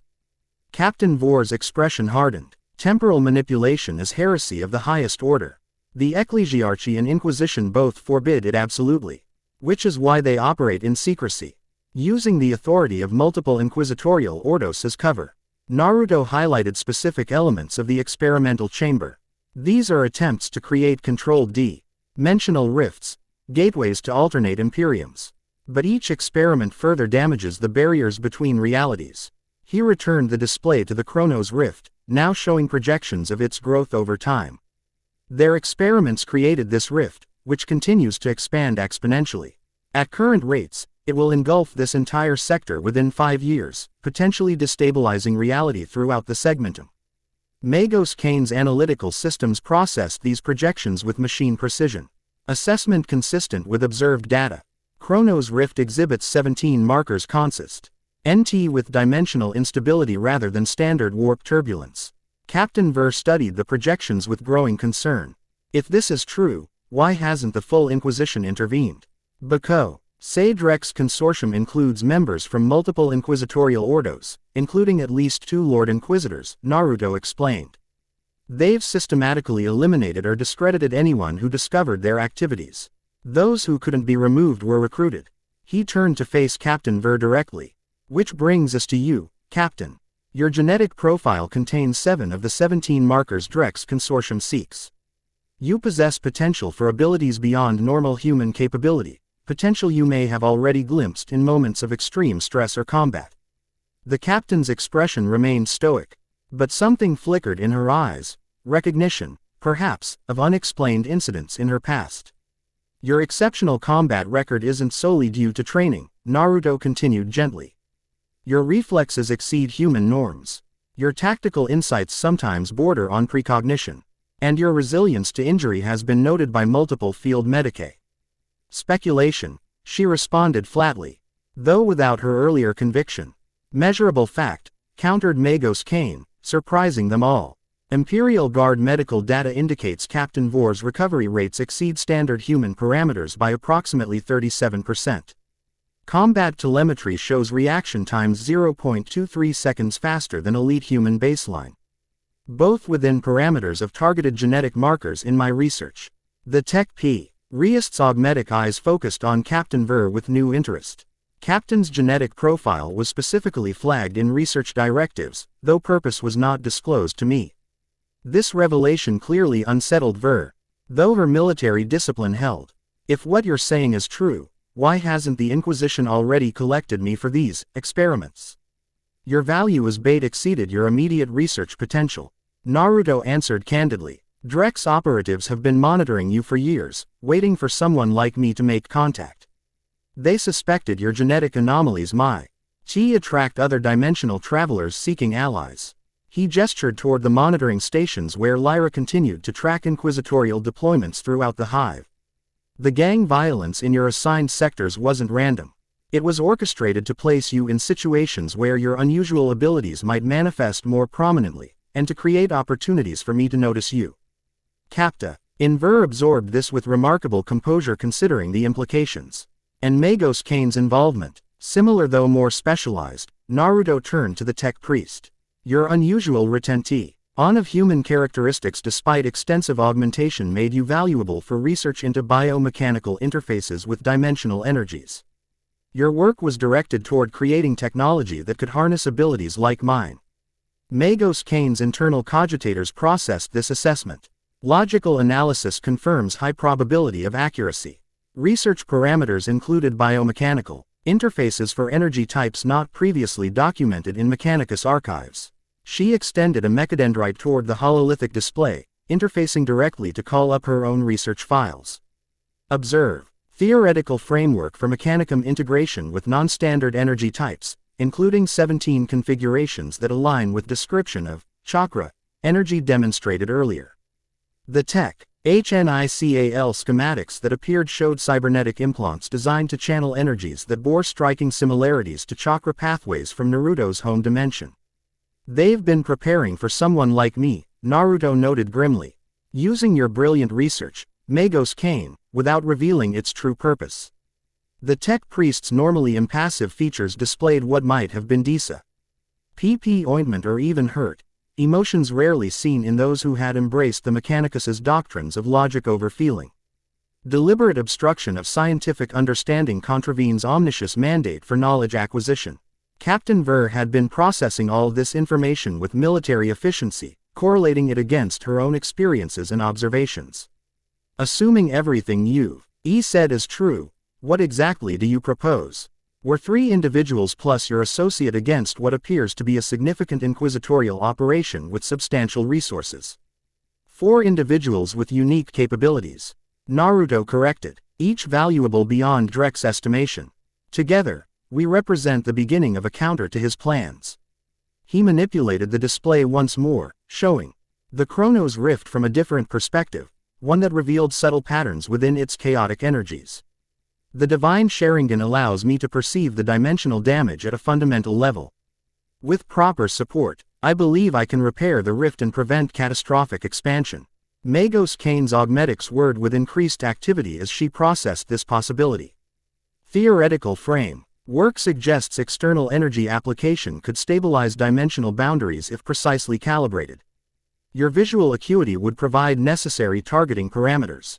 Exactly, Naruto confirmed. But the process requires specialized equipment, safe access to the rift's location, and protection from Drek's forces during implementation. Captain Ver considered this with tactical assessment. Even assuming we agree to this course of action, the logistical challenges are enormous. Transport to the rift, equipment acquisition, avoidance of inquisitorial forces.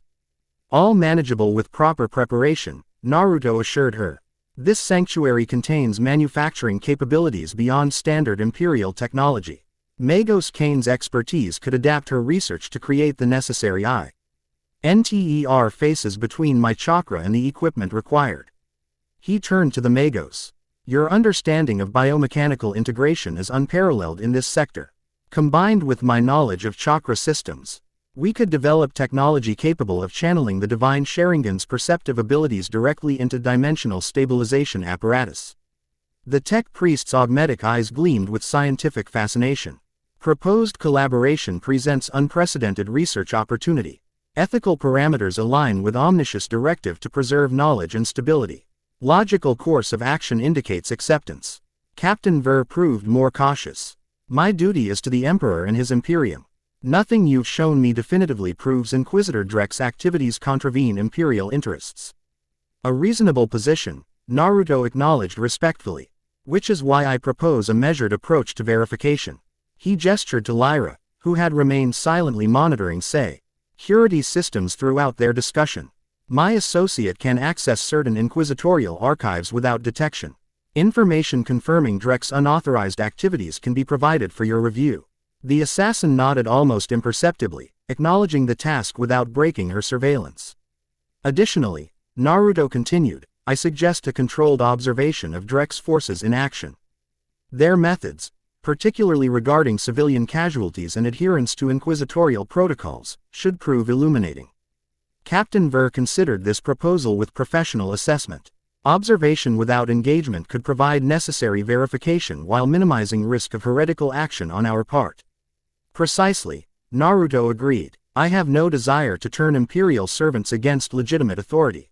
If Drek's actions prove consistent with proper inquisitorial mandate, I would willingly submit myself for examination, provided safeguards were established to prevent dimensional damage.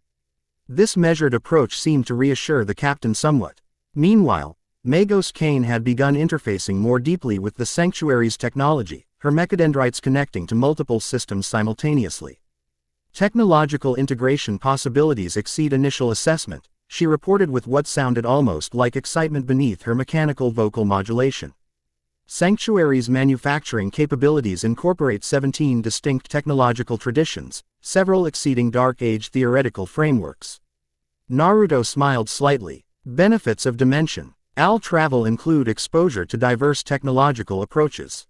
I've accumulated knowledge from countless realities, including some where humanity pursued different paths of development.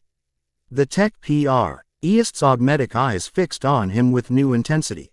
Knowledge acquisition is Omniscious' highest mandate. Your experiences represent unprecedented repository of technological understanding. Knowledge I'm willing to share. Naruto confirmed, particularly when it serves mutual survival. The Chronos Rift threatens all reality in this sector, regardless of faction or allegiance. Captain Ver had been listening to this exchange while continuing to assess their surroundings with military precision. You mentioned a chaos-corrupted servitor in Magos Kane's laboratory. Was that another orchestrated incident? Astute observation. Naruto acknowledged. Yes, though the corruption was technological rather than warp-based. One of Drek's operatives sabotaged the servitor to evaluate my capabilities in a controlled environment. They've been testing me through staged incidents since detecting my arrival in this sector. He turned to Magos Kane. Your laboratory was selected because of your research focus. The incident served dual purposes, assessing my abilities while simultaneously placing us in proximity so I might recognize your potential value. The tech priest's internal cogitato.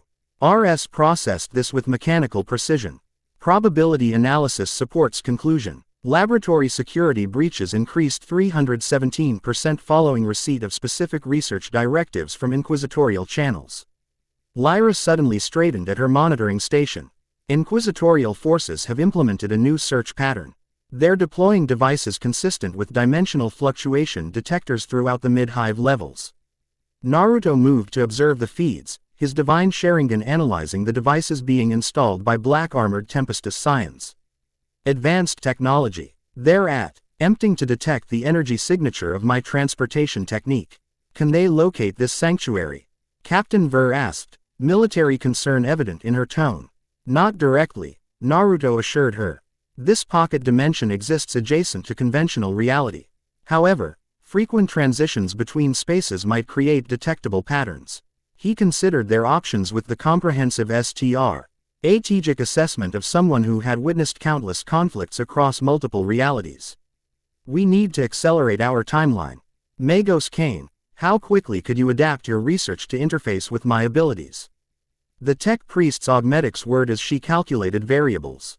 Theoretical framework already established through previous research. With Sanctuary's manufacturing capabilities and your direct input regarding chakra pathways, functional prototype possible within approximately 37 hours. Too long, Lyra interjected, still monitoring inquisitorial deployments. Detection grid will achieve 87% coverage of Tervanus Hive within 29 hours. Probability of tracking dimensional transitions exceeds acceptable risk threshold. Naruto nodded, decision crystallizing. Then we need to divide our efforts. Magos Kane remains here to begin development work using existing research data and sanctuary resources. Captain Ver, Lyra and I will retrieve critical components from the Magoses' laboratory before inquisitorial forces secure it completely. Captain Ver raised an eyebrow. You're suggesting we deliberately move toward inquisitorial forces rather than away from them. Summertime. The safest path lies directly through danger, Naruto replied with a slight smile. They'll focus primary detection assets on outlying areas first, creating a temporary blind spot near their own deployment centers. The captain considered this with tactical assessment. Counterintuitive but potentially effective. However, my presence alongside you would immediately flag inquisitorial attention.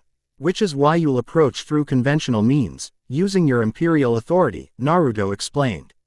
A captain investigating unusual activity in her assigned sector would reasonably inspe.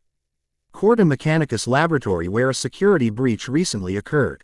Understanding dawned in Vor's expression. While you and your associate infiltrate through alternate means.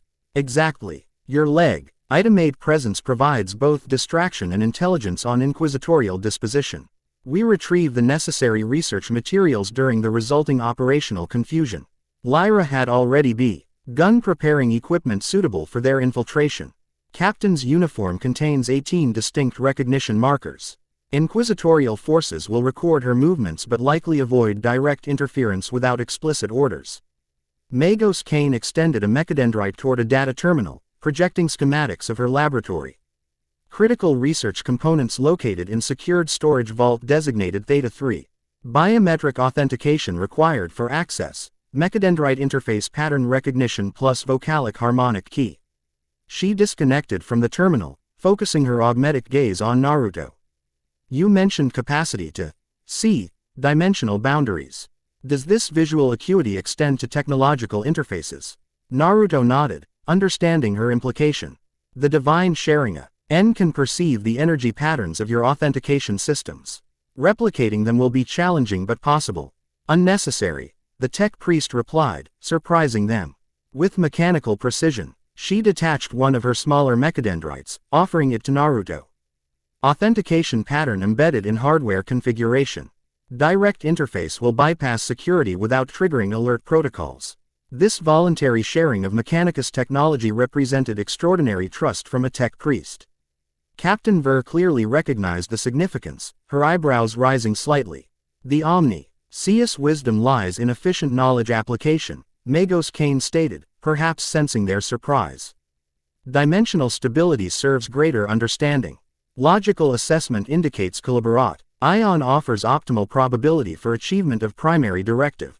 Naruto accepted the mechadendrite with appropriate reverence. Thank you, Magos Kane. This represents trust I won't betray. The tech priest's features remained largely impassive, though something almost like emotion flickered in her mostly human face. Statistical analysis of your behavioral patterns indicates 97.3% probability of honoring commitments.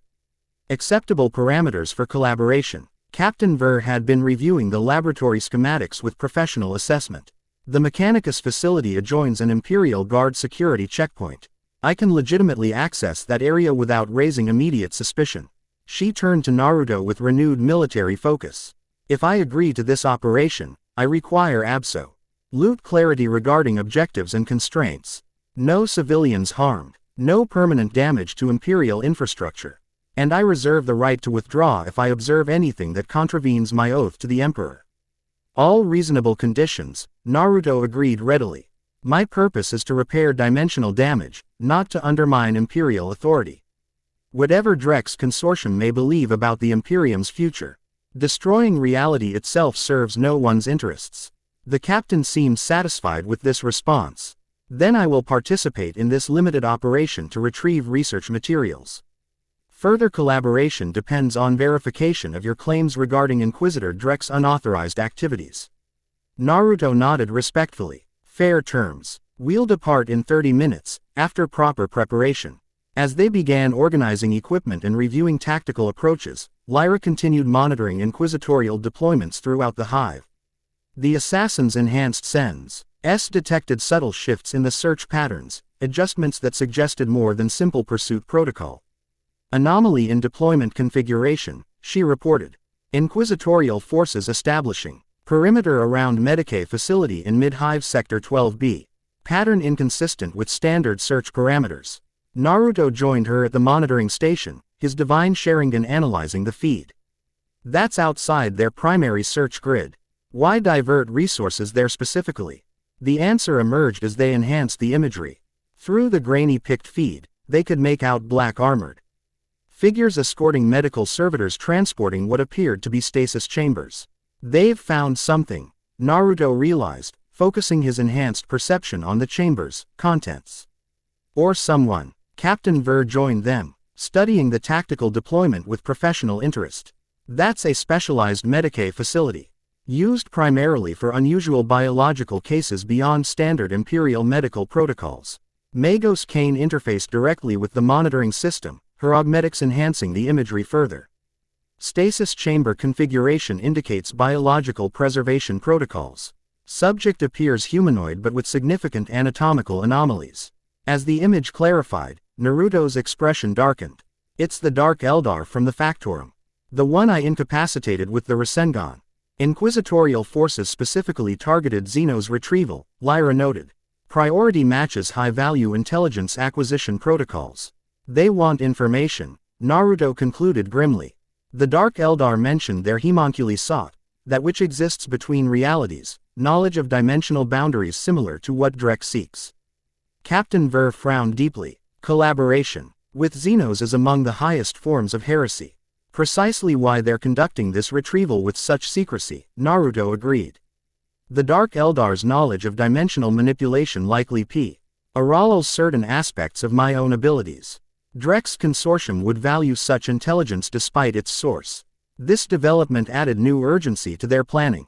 If Inquisitor Drek was indeed pursuing knowledge from multiple sources, including heretical Xenos contact, it supported Naruto's claims regarding the radical nature of his operations. This changes our approach, Naruto decided after brief consideration. Captain Ver, your investigation of the laboratory remains our primary objective. However, Lyra and I will make a brief detour to observe this Xenos retrieval operation directly. Gathering further evidence regarding inquisitorial methods, the captain surmised, her expression suggesting growing concern about the implications. Exactly. If Drek's forces are indeed engaging in unauthorized Xenos contact, it provides concrete verification of activities outside legitimate inquisitorial mandate.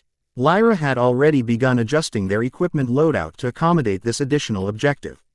Observation only, or intervention? Observation primarily, Naruto replied. Though if opportunity presents itself, securing additional intelligence regarding the connection between Drek's consortium and the Dark Eldar would prove valuable. The complexity of their operation increased, but so too did the potential for critical intelligence gathering. As they finalized preparations, Naruto found himself studying his unlikely allies with newfound appreciation. Captain Alessia Ver, a natural leader whose genetic potential remained largely untapped, yet whose military discipline and unwavering moral compass provided a foundation of legitimacy for their efforts. Magos biologist Talia Kane, brilliant beyond conventional imperial science, her unique balance of an insight and mechanical precision making her perhaps the only tech priest who could successfully interface chakra-based systems with imperial technology. And Lyra Velt, the assassin whose temple Conditioning was gradually giving way to something more complex as her exposure to Naruto's nature continued to challenge her programmed loyalties. Together, they represented the beginning of something beyond Inquisitor Drek's calculations, a force capable of addressing the dimensional crisis without sacrificing this reality in the process. As they prepared for departure, Naruto activated one of T. He Sanctuary's most advanced security protocols, a dimensional anchor that would stabilize the pocket dimension even in his absence. The technique combined principles from his original reality's Seilin Jutsu with technologies he'd encountered across multiple dimensions. 30 years ago, I would have attempted this alone, he told Lyra quietly as they checked their equipment. Experience has taught me the value of proper allies. The assassin glanced at him with analytical assessment. Tactical advantage through diversified capabilities. Logical approach. Naruto smiled slightly. More than tactical advantage. In every reality I've known, the most powerful force has never been technology, magic, or even dimensional mastery. It's been the connections between people united by common purpose. This concept seemed to resonate somewhere beneath Lyra's temple conditioning. For the briefest moment, something almost like curiosity flickered in her expression, a glimpse of the person she might have been without the Callidus temple's genetic and psychological modifications. Connection increases vulnerability, she observed, though without her usual clinical detachment. Yes, Naruto agreed simply. And that vulnerability creates strength unlike any other. Something I've had to learn and relearn across countless lifetimes. Captain Ver approached, her equipment checked and ready. We should proceed if we're to utilize the temporary gap in their detection grid. Naruto nodded, his expression shifting to tactical focus. Magos Kane, the Sanctuary's manufacturing systems are prepared for your instruction. The knowledge archives are accessible through the central interface. The tech priest had already established complex connections to multiple systems, her mechadendrites extending like mechanical roots into the Sanctuary's technology. Acknowledged. Preliminary design parameters already under development. Resource optimization will proceed during your absence. Naruto turned to his companions. The divine Sharingan activating fully as he prepared for transportation. Remember, he told them, our primary objective remains the retrieval of research materials. Avoid NCE gathering regarding Drek's activities is secondary but valuable. Avoid direct confrontation with inquisitorial forces unless absolutely necessary. Captain Ver checked her last pistol one final time, her expression resolute. For the Emperor and the truth. For knowledge and preservation, Magos Kane added from her workstation. Lyra simply nodded, her readiness absolute. Naruto formed the necessary hand seals. Golden energy beginning to coalesce around them. Then let's show Inquisitor Drek that dimensional manipulation works both ways. The golden light flared brilliantly, and they vanished from the sanctuary, leaving Magos Kane surrounded by technology beyond imperial understanding. The tech priest's augmetic eyes gleamed with scientific fascination as she began the work that old bridged two fundamentally different realities. In the silence of the sanctuary, a single cogitator display remained active, monitoring the steadily growing Chronos rift at the edge of the sector.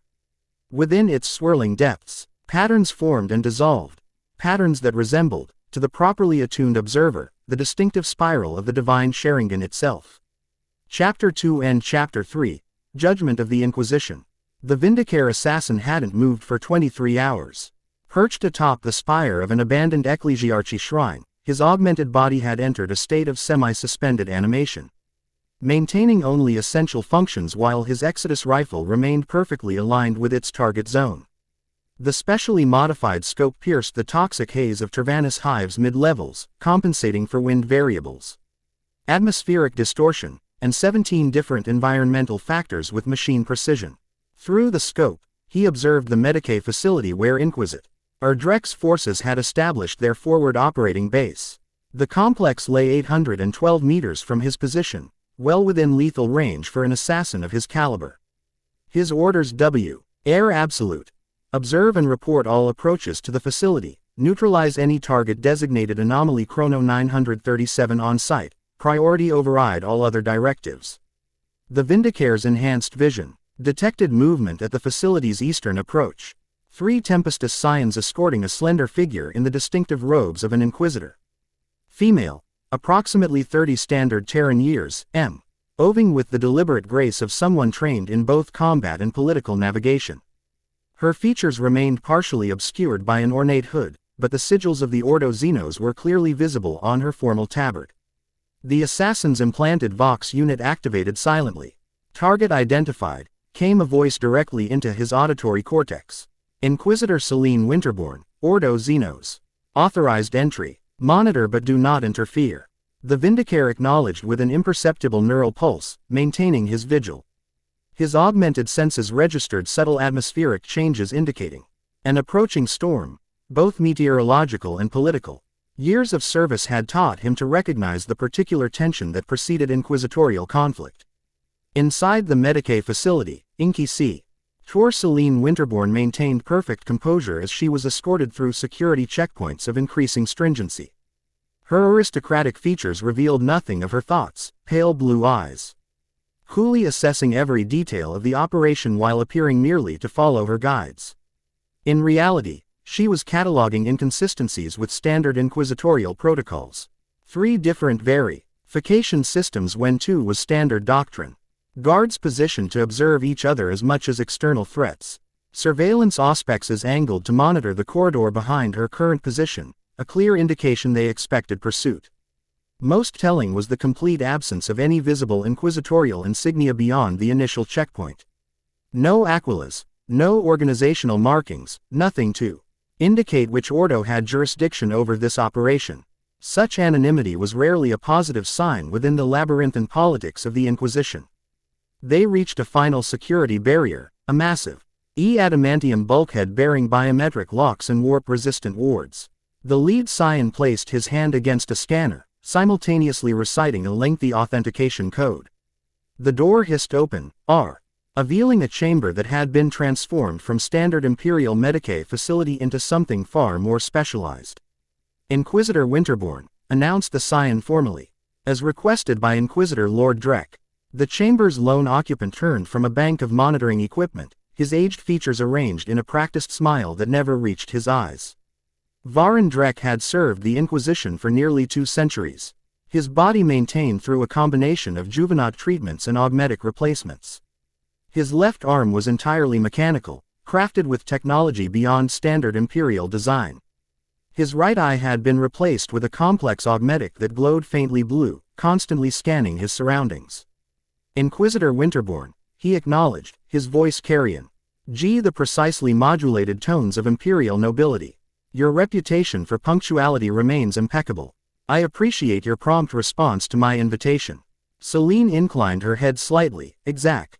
The degree appropriate between inquisitors of their respective ranks.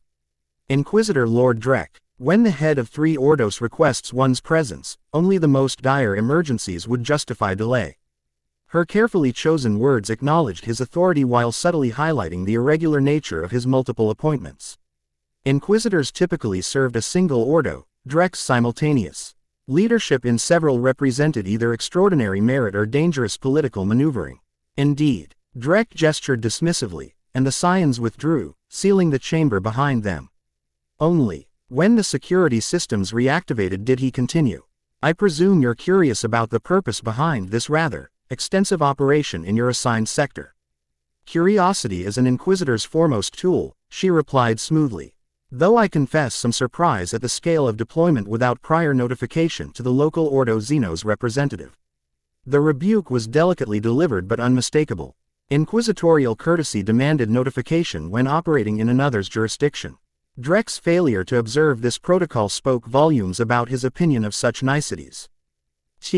Ime constraints necessitated immediate action, he explained, gesturing toward a stasis chamber dominating the center of the room.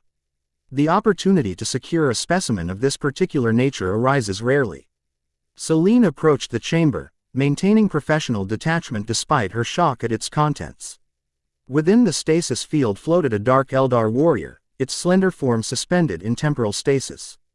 Its armor bore distinctive damage, a perfectly circular wound that had obliterated much of its torso, the edges showing strange spiral patterns unlike any weapon effect she had encountered. In her extensive experience with Xenos combat, unusual damage pattern, she observed clinically. Energy weapon of non-imperial design. Non-imperial indeed, Drek confirmed, something like hunger flickering in his expression. And non-Xenos as well. The weapon signature matches no known technology in imperial records. He manipulated controls on the stasis chamber, highlighting energy readings from the wound edges. Analysis indicates the damage was caused by concentrated energy applied in a spiraling pattern, drilling through armor and tissue with extraordinary precision. The energy type defies conventional classification, neither warp-based nor utilizing any recognized electromagnetic spectrum. Celine's mind rapidly processed this information against her encyclopedic knowledge of xenotech and forbidden technologies. Suggesting either previously unencountered Xenos species or, she hesitated fractionally, technological regression from Dark Age archives. A reasonable hypothesis, Drek acknowledged. If one lacks certain contextual information. He activated a hololithic projector, displaying footage captured by surveillance servitors. The grainy images showed a humanoid figure moving with impossible speed, forming some kind of energy sphere in his palm before striking the Dark Eldar with it. Subject anomaly CHRONO 937, Drek explained, freezing the image in a frame that partially captured the figure's face, and most distinctively, eyes of crimson red with strange patterns within them. A dimensional traveler with capabilities beyond standard human parameters. Celine maintained her composed expression through years of inquisitorial discipline, but her mind raced with implications. Dimensional traveler was terminology associated with the disbanded Ordo Chronos, a division whose very existence had been stricken from most imperial records following catastrophic temporal experiments during the 38th millennium. Your pursuit of this subject represents significant resource allocation, she noted carefully. May I inquire as to the specific threat assessment that justifies such measures? Drek's augmetic eye whirred as it focused on her face, scanning for micro-expressions that might reveal her thoughts. The subject possesses abilities that qualify as Omega-level threat under Statute 16 of the Tellurian Concord. His capacity to manipulate eight-dimensional boundaries threatens the very fabric of imperial reality. This was technically true, yet Celine's finely honed instincts detected the careful omission in Drek's explanation. He spoke of threat potential without addressing the subject's actual actions or intentions. I see, she replied noncommittally. And the Dark Eldar specimen? Its presence suggests additional complications. Indeed, Drek's expression darkened. The Xenos was pursuing the anomaly subject with unusual determination.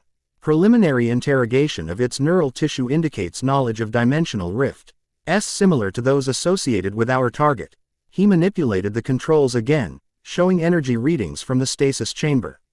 Most concerning is evidence of communication between certain Dark Eldar homunculi covens and entities from beyond conventional reality, entities with interest in dimensional travelers like our anomaly subject. Celine absorbed this information with growing unease. Drek was simultaneously revealing too much and too little, a classic technique for assessing a potential recruit's reactions while minimizing actionable intelligence should they prove unreceptive. You seek my assistance in this operation, she stated rather than asked. May I inquire why my particular expertise was requested? Drek smiled thinly. Your record with the Ordo Xenos shows remarkable adaptability in addressing unconventional threats. Additionally, your background in theoretical warp physics provides useful perspective on dimensional anomalies. Again, true but incomplete. Ney had indeed specialized in theoretical approaches to extra-dimensional phenomena, but this information wasn't widely distributed within inquisitorial circles. Drek's knowledge of her academic focus suggested either extensive research into her background or access to sealed educational records from the Shola progenium. I serve where the Emperor requires, she responded with appropriate humility. While her mind calculated probabilities and connections. How may I contribute to this operation? Drek seemed satisfied with her response. I require your analytical perspective on certain RNS we've detected in the anomaly subject's movements. He activated another display, showing a complex map of Tervanus Hive with dozens of locations marked in red. These represent confirmed sightings over the past 5 years. The pattern suggests purpose rather than random movement, yet defies standard behavioral analysis. Celine studied the display, immediately recognizing what Drek had apparently missed, or was testing whether she would identify. The pattern matched theoretical models of dimensional stress points from her academic research, locations where the barrier between realities grew naturally thin. Interesting, she commented neutrally. Have you attempted correlation with geological or architectural singularities? Extensively, Drek confirmed. No conventional explanation accounts for the pattern. However, he manipulated the display, adding a new overlay showing energy readings throughout the hive. When compared with background dimensional stability measurements, a correlation emerges. The combined display revealed exactly what Celine had suspected. The subject was visiting locations where dimensional barriers were weakest, though whether to exploit or repair these weaknesses remained unclear. Most illuminating, she acknowledged. And your current operational objective? Capture and containment, Drek stated flatly. The subject's abilities offer potential applications of significant value to the Imperium, provided they can be properly harnessed.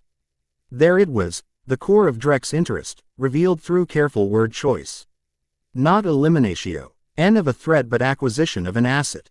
Not protection of Imperial citizens but exploitation of unusual abilities. Before Celine could formulate a suitably ambiguous response, alert runes flashed across the monitoring stations. One of the scions re-entered the chamber without waiting for authorization, a breach of protocol that indicated urgent development. Lord Inquisitor, the scion reported crisply. Auspex arrays have detected an energy signature matching the anomaly subject's transportation method. Location: Mechanicus Research Facility in Sector 12 Gamma. Drek's expression hardened. Deployment status: Alpha Team already in transit. Estimated engagement in 7 minutes. Beta and Gamma teams establishing containment perimeter.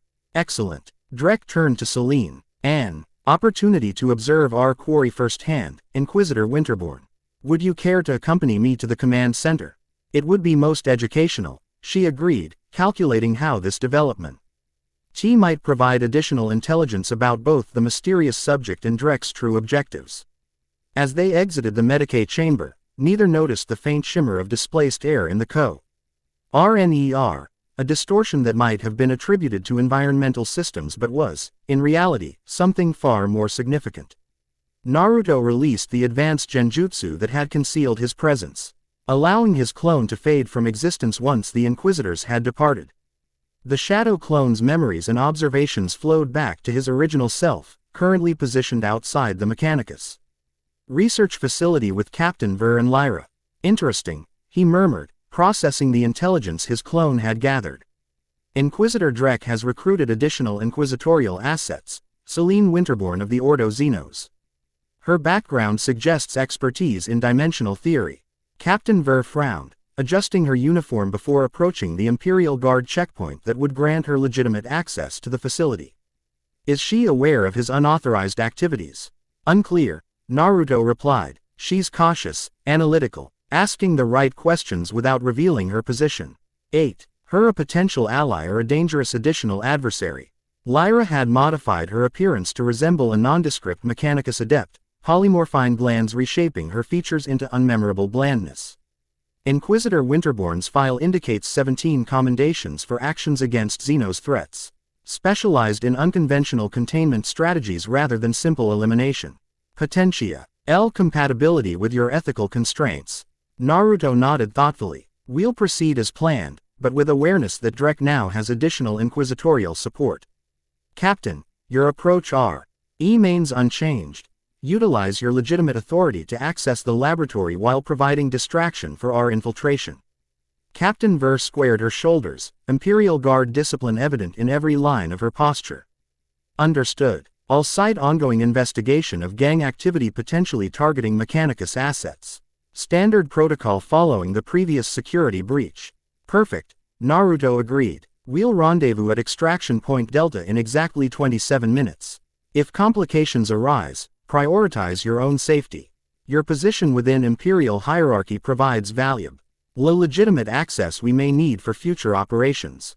The captain nodded crisply before departing toward the checkpoint, every movement projecting the confident authority of an Imperial officer on official business. Naruto watched her go with appreciation for her natural command presence. Her genetic markers express more prominently under stress, he noted to Lyra as they moved toward their infiltration point. a maintenance access way partially concealed behind industrial waste processors. The divine Sharingan shows chakra-like energy beginning to form in her cellular structure. Lyra P.R. assessed this observation against her understanding of imperial genetics. Potential activation of latent abilities through exposure to your energy signature.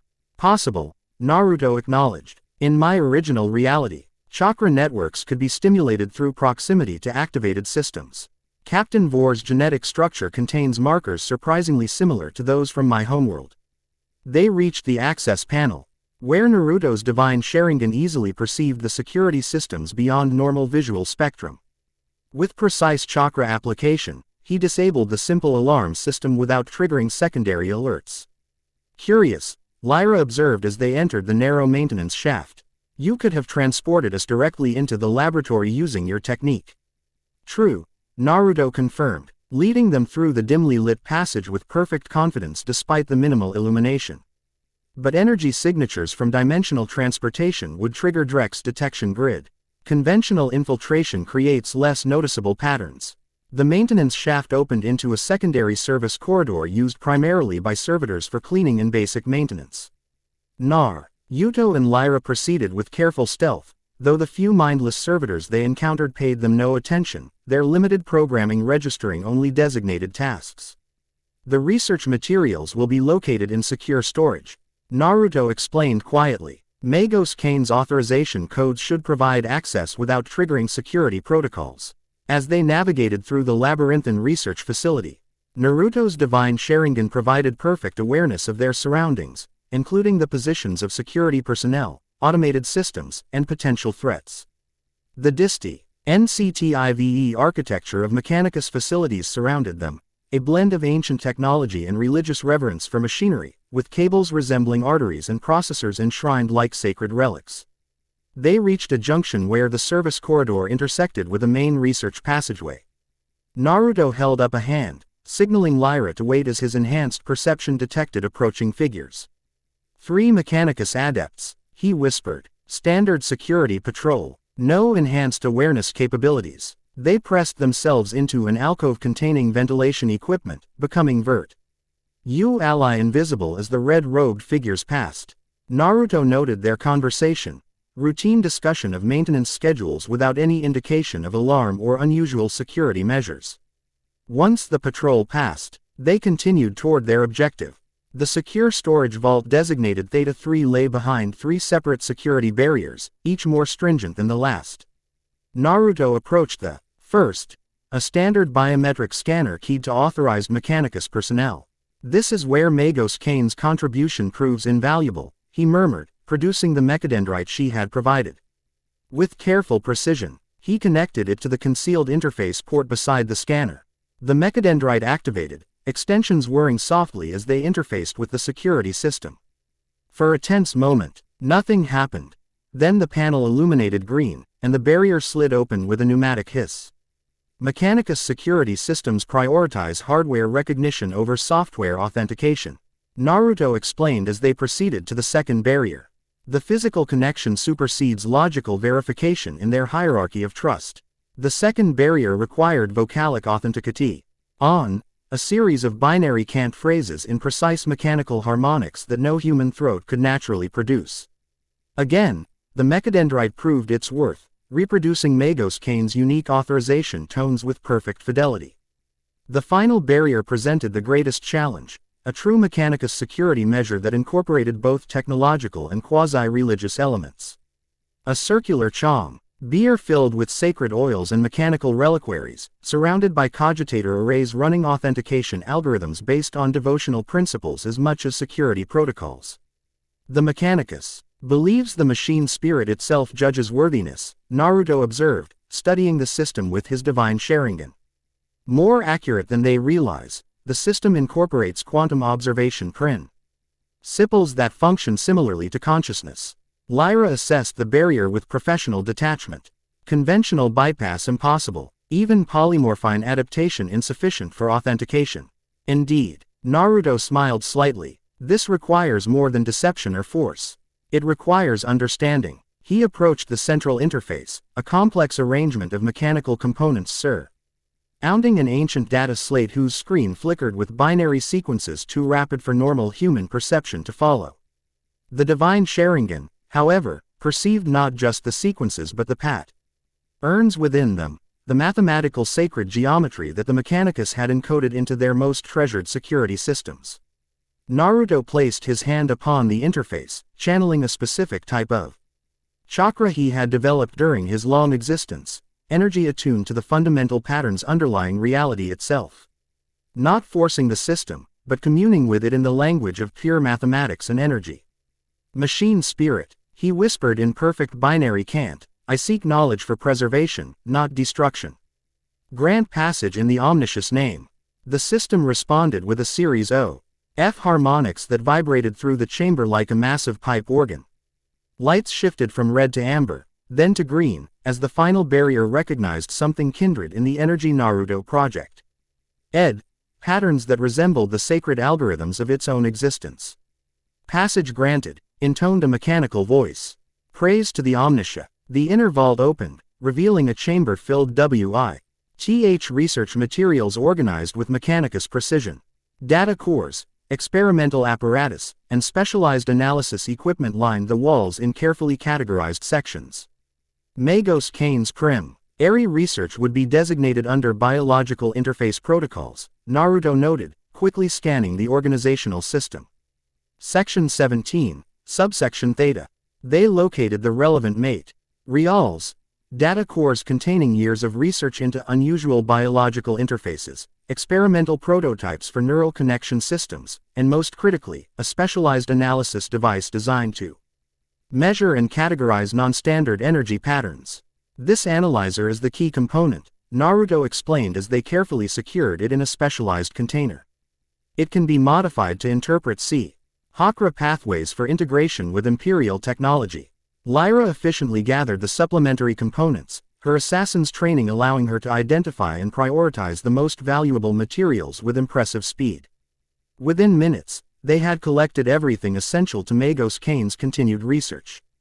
Primary objective achieved, she noted with professional satisfaction. Action pathway remains clear according to preliminary scan. Naruto nodded, securing the last of their acquired materials.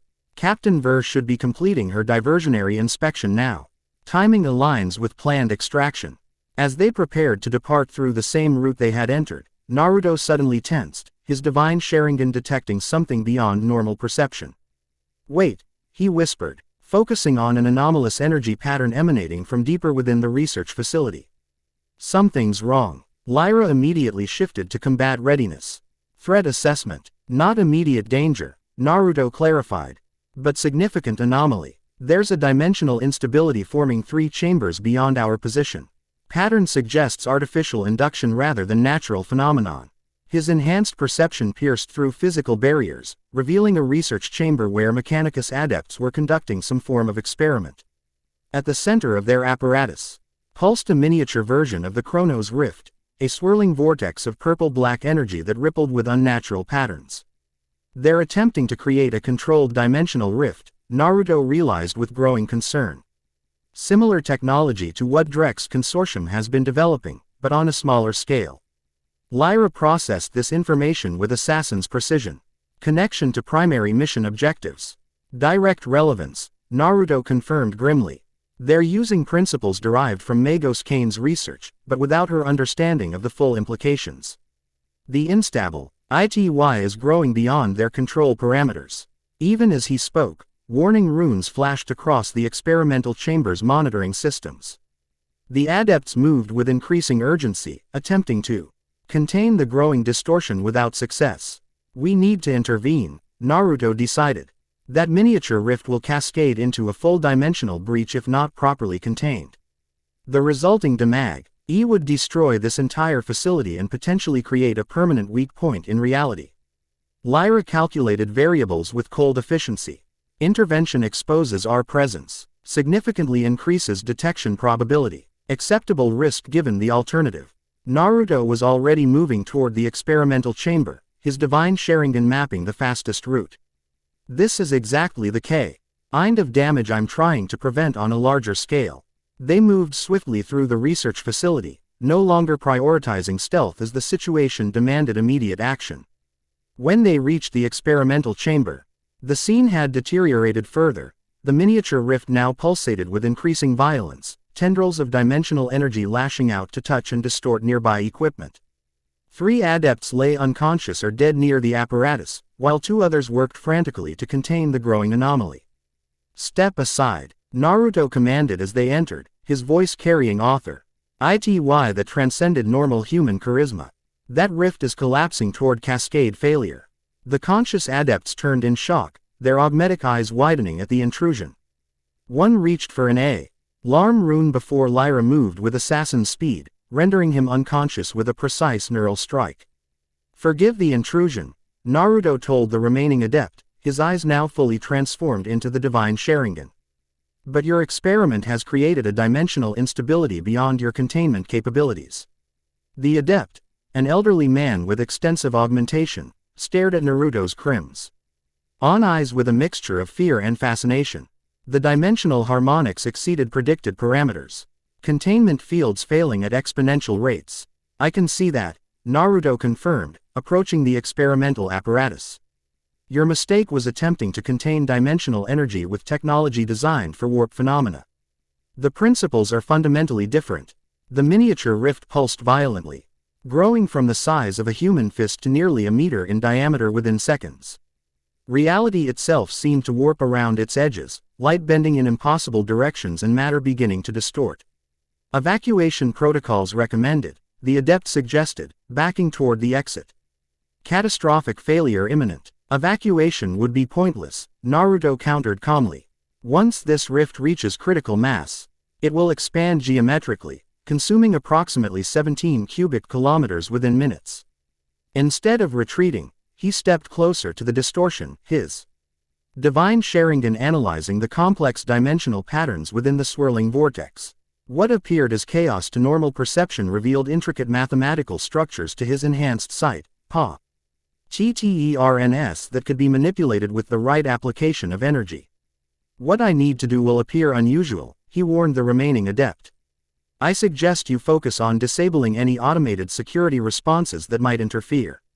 Without waiting for agreement, Naruto began forming a complex sequence of hand seals, channeling chakra in patterns he had developed specifically for dimensional manipulation. The crimson patterns in his eyes shifted and evolved, becoming increasingly complex as he perceived deeper into the fabric of reality itself. "Dimensional sealing technique. Harmonization barrier," he intoned, completing the sequence with a final decisive gesture. Chakra flowed from his body in visible waves, surrounding the pulsating rift like a net of blue-white energy. Where the dimensional distortion pushed outward, Naruto's chakra pushed inward with precisely calculated counterpressure. The technique didn't attempt to simply contain the energy, instead, it matched the dimensional frequencies, creating harmonic resonance that gradually stabilized the chaotic fluctuations. Lyra observed with analytical fascination as Naruto essentially communicated with the dimensional rift on its own terms, using chakra as a universal language between different states of reality.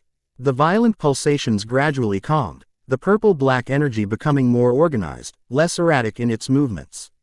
"Remarkable," whispered the Mechanicus adept, augmetic eyes recording every detail of the unprecedented technique. Energy application following dimensional harmonization principles arised but never successfully implemented. Naruto didn't respond, his concentration absolute as he guided the rift through a controlled diminishment. Sweat beaded on his forehead from the immense precision required, not raw power, but perfect calibration of energies across multiple dimensional planes simultaneously. After several tense minutes, the rift contracted to a tiny point of light before winking out of existence entirely. Naruto exhaled slowly, lowering his hands as the last traces of chakra dissipated. "Dimensional stability restored," he announced, turning to the astonished Mechanicus adept. "Though the underlying fabric remains weakened, no further experiments should be conducted in this location for at least 70 years. The adept stared at him in apparent religious awe. "You speak with the omniscious wisdom. Your eyes perceive the underlying mathematical structure of reality itself." "In a manner of speaking," Naruto acknowledged. "Though I suggest you attribute his incident to equipment malfunction in your reports." The technology you were attempting to develop exceeds current Imperial understanding of dimensional mechanics. Before the conversation could continue, the facility's alert systems activated with blaring klaxons and pulsing red lumens. Lyra immediately moved to a monitoring station, accessing the security feed with practiced efficiency. INQ. UI Sartorial forces breaching primary entrances, she reported crisply. Tempestus Scions deploying in standard containment formation. Estimated 3 minutes until they reach this position. The Mecha, Nicus Adept's expression shifted from awe to concern. The dimensional disturbance would have triggered automated alerts to multiple Imperial authorities. Inquisitorial response suggests prior surveillance of this facility. Indeed, Naruto agreed grimly. They were monitoring for exactly this type of energy signature. He turned to Lyra. Change of extraction plan. We can't risk conventional exit routes. The assassin nodded her understanding. Dimensional transportation despite detection risk. No choice now, Naruto confirmed, securing their gathered research materials. We've already revealed our presence by containing the rift. Better to extract cleanly than be captured. He turned to the Mechanicus Adept, decision crystallizing. You have a choice. Remain and explain this incident to Inquisitorial forces. Or accompany us and learn the true nature of what you were unknowingly helping to create. The adept hesitated only briefly before answering. The pursuit of knowledge is the omniscious highest command. I would learn the truth, whatever the consequences. A brave decision, Naruto acknowledged. What is your name? Adept Zurus Dan, the elderly man replied, Disc. Connecting himself from the experimental apparatus with practiced motions. Theoretical Applications Division, specializing in trans-dimensional mathematics. Naruto's eyes widened slightly. The auth, or of, theoretical approaches to non-Euclidean warp transitions. Your work formed the foundation of my understanding of this reality's dimensional principles when I first arrived. The adept's augmented features registered surprise. You've read my restricted research treatises. All 17 volumes, Naruto confirmed with a slight smile. Your insights on harmonic resonance between dimensional planes proved particularly valuable. Quote, this exchange was interrupted by Lyra's urgent update. Inquisitorial forces advancing faster than projected. New development. Inquisitor Celine Winterborn personally leading Alpha Team.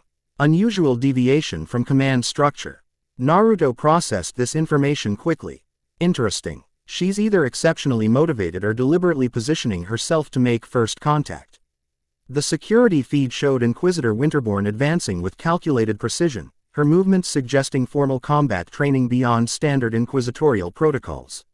She carried a force staff of unusual design and wore light armor beneath her inquisitorial robes, practical preparation that spoke of field experience rather than political maneuvering. We need to contact Captain Ver, Naruto decided. Her position may be compromised if inquisitorial forces have identified her as associated with us. Lyra attempted Vox communication using a secure frequency they had established earlier. No response. Possible signal interference or deliberate jamming. The situation was deteriorating rapidly. Inquisitorial forces would reach their position within minutes. Their research materials were only partially secured, and their Imperial Guard ally was potentially exposed. Change of priorities, Naruto announced decisively. Lyra, take Adept Dan and the Critique. Cal research materials to Extraction Point Delta. Use the maintenance passages to avoid direct confrontation. I'll create a diversion to draw inquisitorial attention, then locate Captain Ver.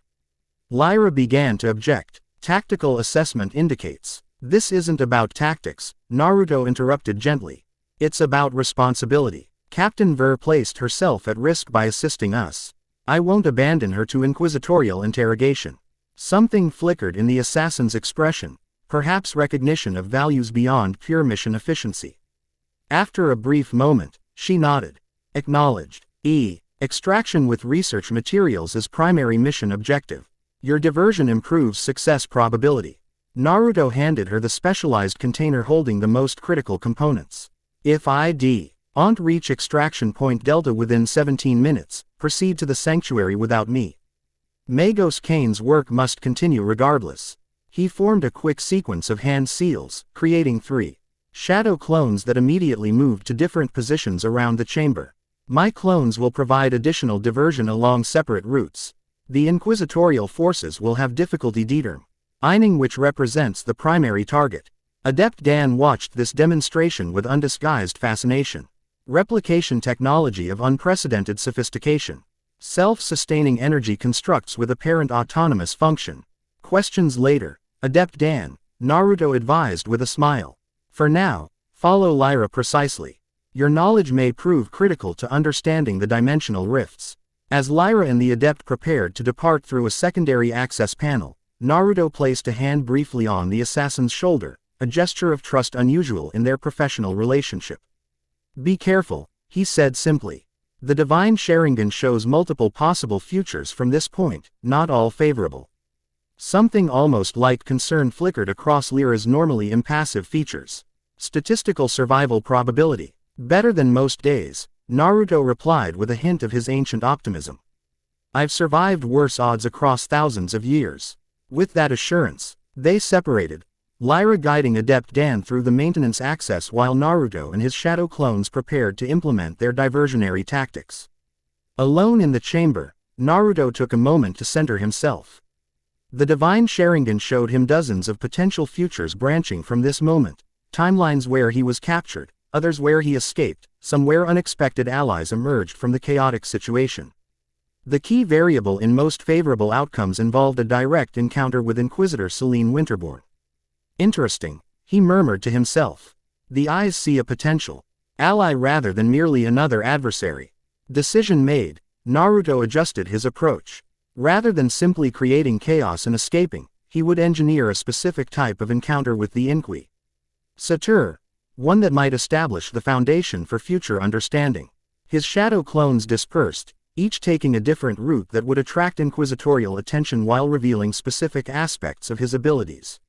Meanwhile, Naruto himself moved toward the most likely position to intercept Captain Ver based on her last known location. The hunt had begun in earnest, but the divine Sharingan had already glimpsed possibilities beyond simple pursuit and evasion. In the complex dance of inquisitorial politics and dimensional threats, new patterns were emerging, patterns that might reshape the very fabric of imperial understanding. Inquisitor Selene Winterborn advanced through the Mechanicus research facility with measured confidence, her force staff held ready but not aggressively. The Tempestus scions accompanying her moved with well-trained precision, securing each intersection before allowing her to proceed. Unlike many Inquisitors who relied primarily on authority and intimidation, Winterborn had earned her position through field expertise and analytical brilliance. Her background in theoretical warp physics combined with extensive practical experience against Xeno's threats made her uniquely qualified to assess unusual phenomena, which was precisely why Drek had recruited her, though she harbored significant doubts about his true objectives. Energy signature DEET, CTED in Research Chamber Theta Epsilon 9, reported her Auspex specialist, a Tempestus scion with additional Mechanicus augmentation. Pattern matches dimensional disturbance consistent with target profile. Composition, she inquired, already calculating approach vectors that would minimize potential civilian casualties if conflict ensued. Unusual, my lady, the specialist admitted, confused. Ion evident despite his disciplined tone. Initial surge consistent with dimensional rift formation, followed by countervailing energy application of unknown type. Current readings indicate dimensional stability restored rather than ongoing disturbance. This contradicted Drek's briefing, which had characterized the target as deliberately causing dimensional instabilities. If the anomaly subject was actually containing rifts rather than creating them, proceed with caution, she ordered. Non-lethal containment protocols remain primary objective. I want this subject questioned, not eliminated. Understood, my lady, acknowledged the Tempestus sergeant, though Lord Drek's standing orders authorize lethal force if containment proves impossible. I am field commander of this specific operation, Sergeant. She reminded him with quiet authority. My orders supersede standing protocols unless explicitly countermanded by Lord Drek himself. The sergeant saluted crisply. As you command, my lady. They approached the research chamber where the energy signature had been detected, only to find it empty save for unconscious Mechanicus personnel and deactivated experimental apparatus. Medical science immediately moved to assess the adepts while security teams established a perimeter. No sign of the target, reported the sergeant. However, Auspex indicates residual energy coincident with his presence within the past 3 minutes. Celine approached the experimental apparatus, her extensive scientific training allowing her to recognize its purpose immediately, a dimensional aperture generator. Crude but theoretically functional. That such technology existed within a standard Mechanicus research facility raised disturbing questions about how widely this forbidden knowledge had spread. The dimensional distortion was contained, she observed, studying the readings on still active monitoring equipment. With remarkable precision, according to these logs. Not the AC. Tions of someone intent on causing damage. Before the sergeant could respond, his Vox bead crackled with urgent communication. Multiple target signatures detected. 3 separate locations, moving away from central position. Celine processed this development with rapid analytical thinking. Diversionary tactic. Split your forces into 3 teams, Sergeant. 2 scions with each team, the remainder maintain position here as reserve. Quote, as the Tempestus teams deployed according to her instructions, Celine activated her personal Auspex, a specialized device of her own design, created specifically to analyze unusual energy patterns beyond standard imperial categories. The readings it provided confirmed her suspicion. All 3 detected signatures contained identical energy profiles despite physical separation. Duplication technology, she murmured, fascination overcoming professional detachment momentarily. Self-sustaining energy constructs maintaining identical signatures. Theoretica, LLY impossible by known imperial science. Her analytical mind immediately grasped the strategic implications. The target wasn't simply evading capture, he was deliberately revealing capabilities simultaneously drawing inquisitorial forces away from some other objective. Sergeant, she voxed to her team leader, maintain pursuit of the identified signatures, but be aware they are likely diversions. I'm proceeding to investigate potential primary objective. Without waiting for acknowledgement, Celine moved toward the section of the facility that housed secure data archives. If she had been in the target's position, that would represent the most valuable resource, information rather than equipment. Her intuition proved partially correct. When she reached the archive section, secure it. Y systems showed recent access to specific research files, those pertaining to unusual biological interfaces and dimensional stability theories. However, the access patterns suggested legitimate ICUS authorization rather than infiltration. Curious, she murmured, examining the access logs more carefully.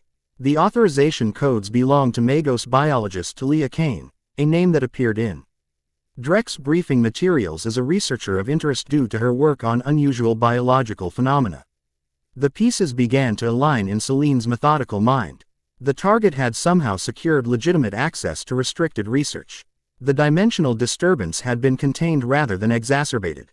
The diversionary tactics were sophisticated but non-lethal, designed to confuse rather than harm inquisitorial forces. This behavior pattern contradicted Drek's characterization of an Omega-level threat requiring immediate termination.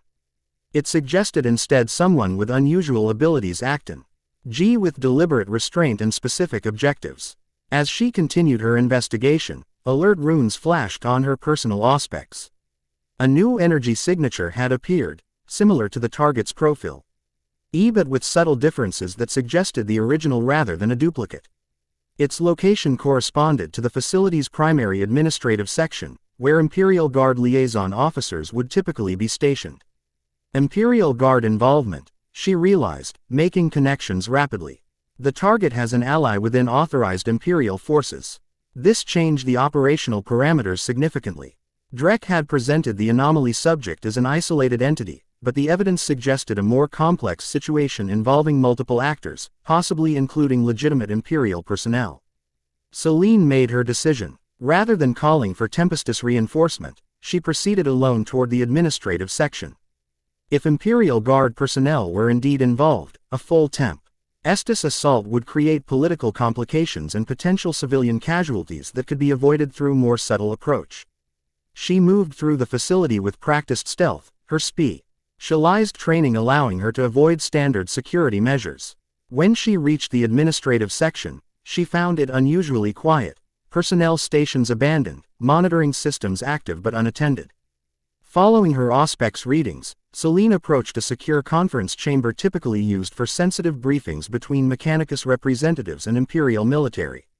The energy signature was strongest here, pulsing with unusual patterns that suggested active use rather than residual traces. She paused outside the chamber's entrance, considering her approach. Direct confrontation risked escalation, while surveillance might yield valuable intelligence about the target's objectives and methods. Decision made, she activated a specialized function of her force staff, a Krista L-line focus that enhanced her limited but precisely controlled psychic abilities. With careful concentration, Celine extended her perception into the chamber beyond, creating a psychic observation point that would allow her to witness events without physical presence. The technique required significant mental discipline but left no detectable energy signature that standard auspexes could identify. Within the chamber, she observed two figures engaged in urgent conversation. One wore the uniform of an Imperial Guard officer, Captain Alessia Ver of the 104th Travanus Rifles, according to her insignia. The other was undoubtedly the anomaly subject, a man of indeterminate age with distinctive crimson eyes that seemed to perceive far more than physical reality. Compromised the entire operation, the captain was saying, her expression conveying professional frustration rather than fear. Inquisitorial forces were waiting before I even completed my inspection. Someone anticipated our movements. Not entirely unexpected, replied the red-eyed man, his voice carrying an unusual cadence that suggested origins far from Imperial space. Drek's intelligence network extends throughout this sector.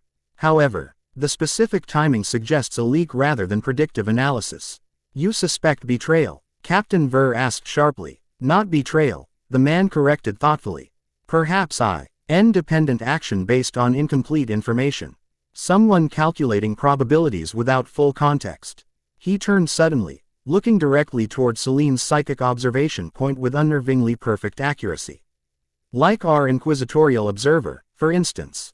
Celine felt her psychic projection waver as impossible crimson eyes focused on it. The man smiled slightly, not threatening, but with genuine appreciation. Remarkable technique, Inquisitor, he commented conversationally. Psychic observation without standard warp signature. Your theoretical background serves you well in practical application. Realizing concealment was futile, Celine withdrew her psychic projection and entered the chamber physically, her force staff held ready but not aggressively positioned. Anomaly CHRONO 937, I presume. She addressed him formally. Or do you prefer another designation? The man inclined his head slightly. Naruto Uzumaki is my name, Inquisitor Celine Winterborn. Though I've used many others across the centuries. Captain Ver had assumed a defensive position, her last pistol drawn but pointed downward, ready but not directly threatening. Inquisitor, I can explain my presence. CE here as part of legitimate Imperial Guard investigation into. Save the explanation, Captain, Celine interrupted calmly. Your access authorization is legitimate. What interests me more is your association with someone Inquisitor Lord Drek has classified as an Omega-level dimensional threat. Naruto, the anomaly subject, studied her with those unsettling crimson eyes. The patterns within them shifted subtly, suggesting active analysis beyond normal perception. And what does your own analysis suggest, Inquisitor Winterborn? He asked. You've observed enough to form preliminary conclusions. Your background in dimensional theory provides context most Inquisitors lack. Celine maintained her professional composure, though she found herself intrigued by his direct approach. Most CTS of inquisitorial interest responded with fear, aggression, or deception. This man displayed analytical curiosity mirroring her own. My observations suggest discrepancies between Lord Drek's briefing and actual events. She acknowledged carefully. The dimensional disturbance in the research chamber was contained rather than exacerbated. Your duplicates have engaged inquisitorial forces without lethal force despite provocation. You appear to be gathering information rather than causing destruction.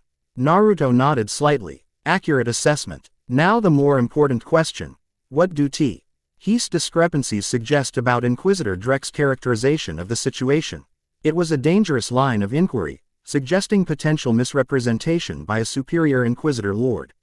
Yet evidence before her couldn't be dismissed through simple loyalty. They suggest incomplete disclosure of relevant facts, she replied with careful precision. Potentially deliberate omission for strategic purposes. A diplomatic assessment, Naruto acknowledged with something like respect. Perhaps I could offer additional context that might clarify the situation. Captain Ver shifted uncomfortably. As this wise, inquisitorial forces throughout the facility are currently engaged with my shadow clones, Naruto completed calmly. Providing approximately 12 minutes before they realize the duplicates contain no critical intelligence. Time enough for preliminary explanation. Celine's analytical mind calculated options and probabilities. Standard protocol demanded immediate capture attempt. Yet her instincts as an investigator suggested greater value in information gathering at this juncture. Proceed, she decided, though be aware that my duty to the Emperor and Imperium remains absolute. Regardless of what you share. Naruto's expression suggested he expected nothing less. The Chronos Rift at the edge of this sector, he began without preamble. Officially classified as a minor warp disturbance, but actually a tear in dimensional fabric caused by unauthorized experiments in accessing alternate timelines. Celine's carefully maintained composure faltered slightly. The Chronos Rift had featured in her own research as an anomalous phenomenon that defied standard classification, but its connection to timeline manipulation represented information far beyond her security clearance. Timeline manipulation is forbidden under the strictest inquisitorial protocols, she noted, neither confirming nor denying prior knowledge. Indeed, Naruto agreed. Yet Inquis, a Turdrex consortium has been conducting exactly such experiments for decades, believing the Imperium in this timeline is doomed and seeking either alternative futures or parallel dimensions where different decisions led to more favorable outcomes. He gestured, creating a small sphere of swirling blue-white energy in his palm, similar to the weapon that had damaged the Dark Eldar, but miniaturized and controlled. My abilities allow me to perceive dimensional boundaries with unusual clarity. I emerged from the Chronos Rift 5 years ago, though my journey began in a reality far different from your Imperium. The energy sphere shifted, forming complex patterns that resembled mathematical equations more than physical matter. These eyes, the divine Sharingan, evolved beyond their original capabilities through my dimensional travels. They can see the damage Drex experiments have caused to reality itself. Celine studied the energy manifestation with scientific fascination despite the potentially heretical implications. You claim the Chronos Rift represents structural damage to reality rather than warp phenomena. Precisely, Naruto confirmed, allowing the energy to dissipate. And it continues to expand. At current rates, it will engulf this entire sector within 5 years, potentially destabilizing reality throughout the segmentum. Captain Ver interjected with practical military concern. He contained a similar, smaller rift in the research chamber. The Mechanicus were experimenting with technology derived from the same principles. This aligned with what Celine had observed in the chamber, and raised disturbing questions about how widely distributed this dangerous research had become. Assuming your assessment is accurate, Celine replied carefully, what is your objective regarding the Chronos Rift? To repair it, Naruto stated simply. The divine Sharingan allows me to perceive the dimensional damage at a fundamental level. With proper support and equipment, I believe I can stabilize the rift and prevent catastrophic expansion. He met her gaze directly, crimson eyes unwavering. Contrary to Drek's characterization, I have no interest in destroying imperial reality. My purpose here is preservation, not destruction. The sincerity in his voice was compelling, yet Celine's inquisitorial training demanded skepticism. Your capabilities exceed anything in imperial records. Such power typically correlates with proportional ambition. Naruto smiled slightly, an expression carrying the weight of ancient wisdom rather than amusement. I've lived countless lifetimes across multiple dimensions, Inquisitor Winterborn. I've witnessed the rise and fall of civilizations beyond counting. If power and ambition were my motivating forces, I would have established dominance long before encountering your Imperium. It was a reasonable point, yet raised further questions about his true nature and origins. Before Celine could formulate her next inquiry, alert runes flashed across her personal aspects.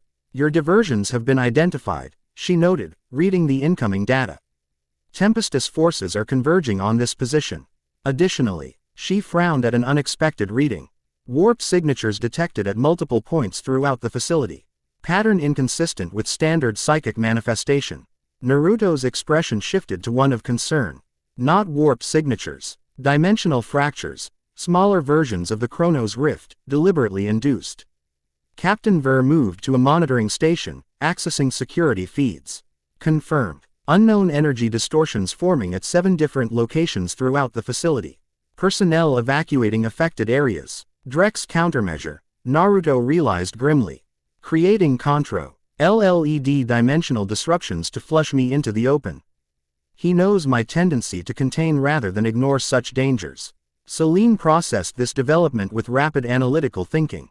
If Naruto's claims were accurate, Drek was deliberately damaging dimensional stability, risking catastrophic consequences, simply to capture one individual.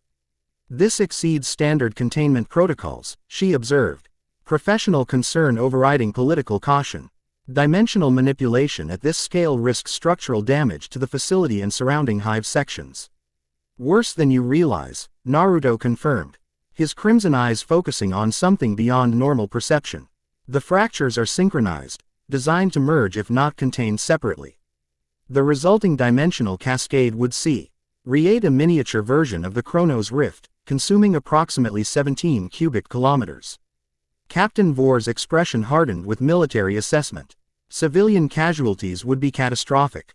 Millions potentially affected. Precisely Drek's calculation, Naruto agreed grimly. He believes I'll surrender rather than allow such destruction. The situation had escalated beyond simple capture operation into potential humanitarian catastrophe. Selene's duty as an inquisitor extended beyond organizational loyalty to protection of Imperial citizens from existential threats, including those that might originate from within the Inquisition itself. Decision crystallized with characteristic precision. What would be required to contain these fractures? Naruto studied her with new intensity.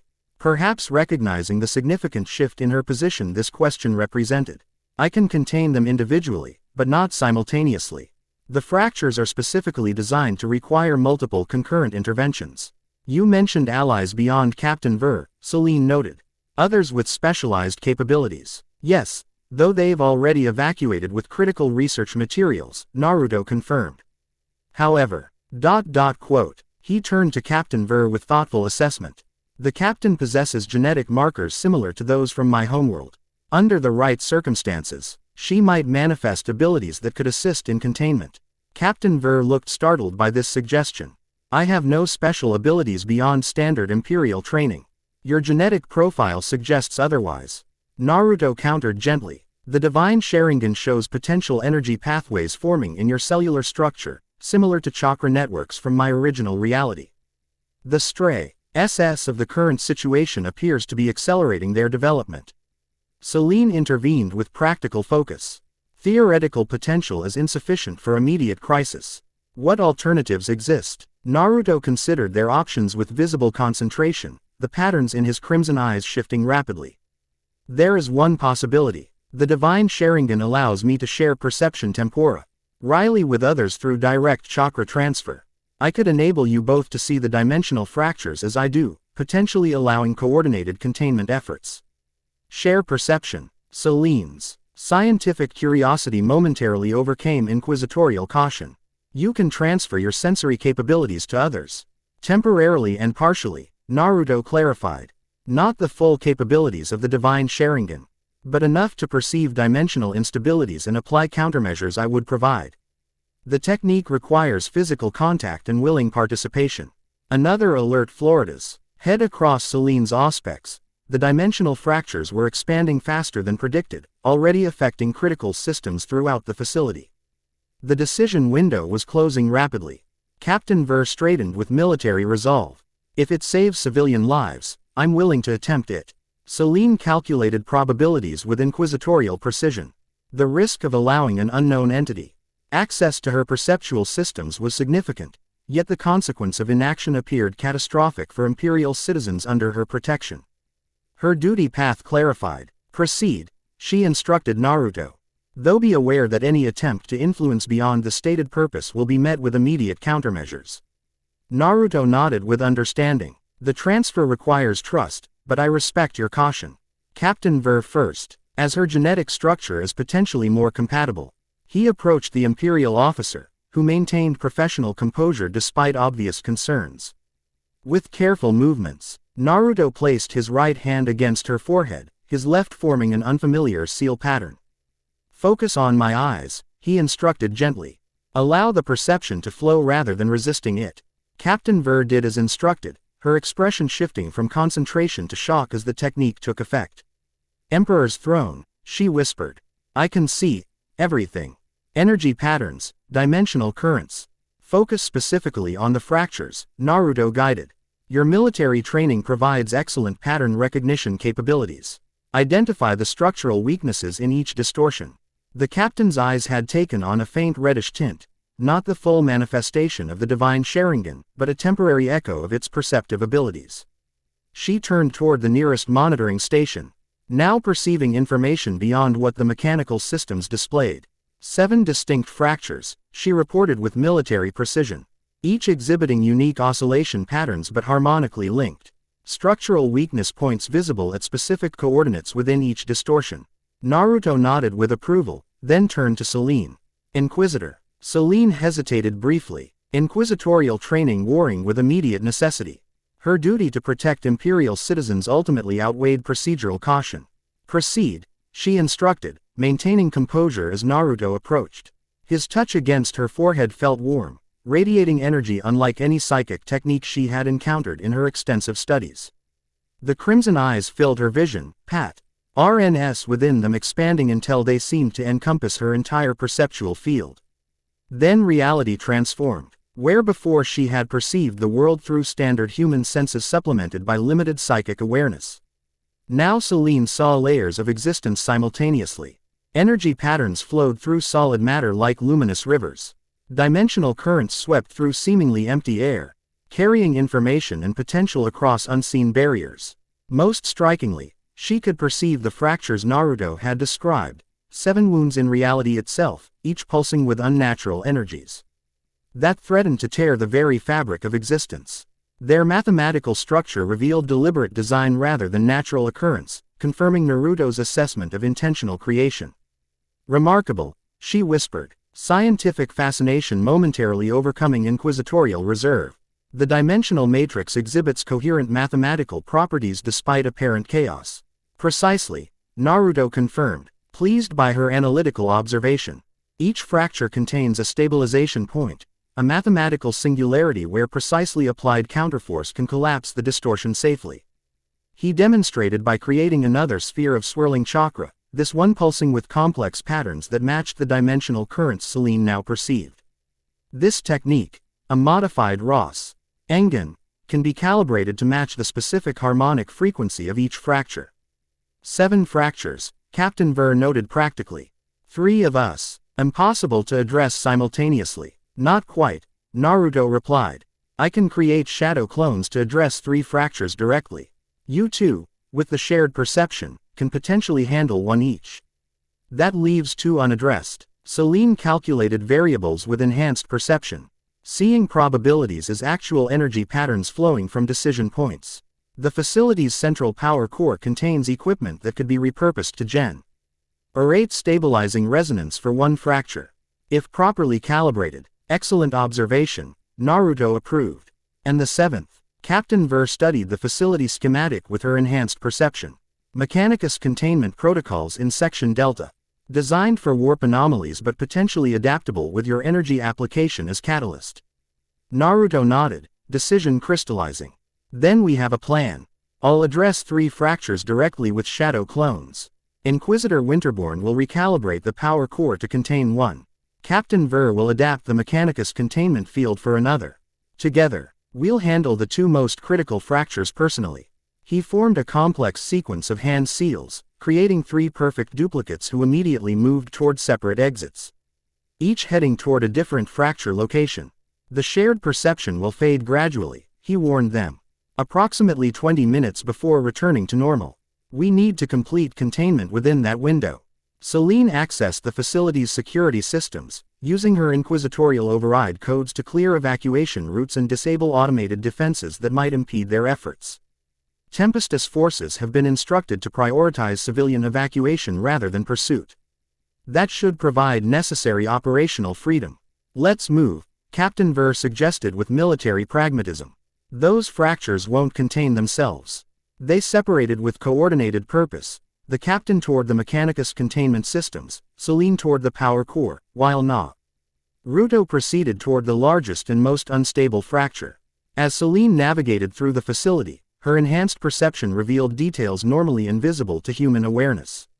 The dimensional damage extended beyond the immediate fractures, creating subtle weaknesses throughout surrounding reality. More disturbing was evidence that this pattern matched larger distortions throughout the sector, a network of dimensional stress points culminating in the Chronos Rift itself. When she reached the power core, Selene found it partially evacuated, with only essential Mechanicus personnel maintaining critical systems. Her inquisitorial authority granted immediate access despite their obvious concerns about her unorthodox requests. The primary harmonic oscillator must be recalibrated to match this specific frequency pattern. She instructed the senior Engenseer, transferring the mathematical formulation Naruto's shared perception had revealed. Redirect power from non-essential systems to strengthen the containment field. The Engenseer's augmetic eyes whirred with calculation. Proposed recalibration violates 17 standard protocols. Potential system damage exceeds acceptable parameters. By my authority as Imperial Inquisitor, these parameters are overridden, Selene replied with absolute conviction. The alternative is dimensional collapse consuming this entire facility and surrounding hive sections. Her enhanced perception allowed her to guide the recalibration with unprecedented precision, identifying connection points and energy flows invisible to normal human awareness. Within minutes, the power core's massive energy output had been redirected into a precisely calibrated containment field that perfectly matched the harmonic frequency of one-dimensional fracture. Containment field established, reported the Engenseer as monitoring systems confirmed successful implementation. Dimensional anomaly showing 63% reduction in expansion rate. Maintain these settings regardless of automated warning protocols, Selene instructed. Continue containment until explicitly countermanded by my direct order. With this fracture addressed, he proceeded toward the most critical anomaly, the central distortion where Naruto had gone to implement direct containment. Her enhanced perception guided her through the facility with perfect efficiency, avoiding damage zones and security cordons. When she reached the central chamber, once a Mechanicus assembly hall, now the epicenter of dimensional disturbance, she found Naruto already engaged in complex energy manipulation. His hands moved through elaborate patterns, directing visible chakra into the swirling vortex of distorted reality before him. The fracture itself defied conventional description, a wound in existence that revealed glimpses of other dimensions beyond.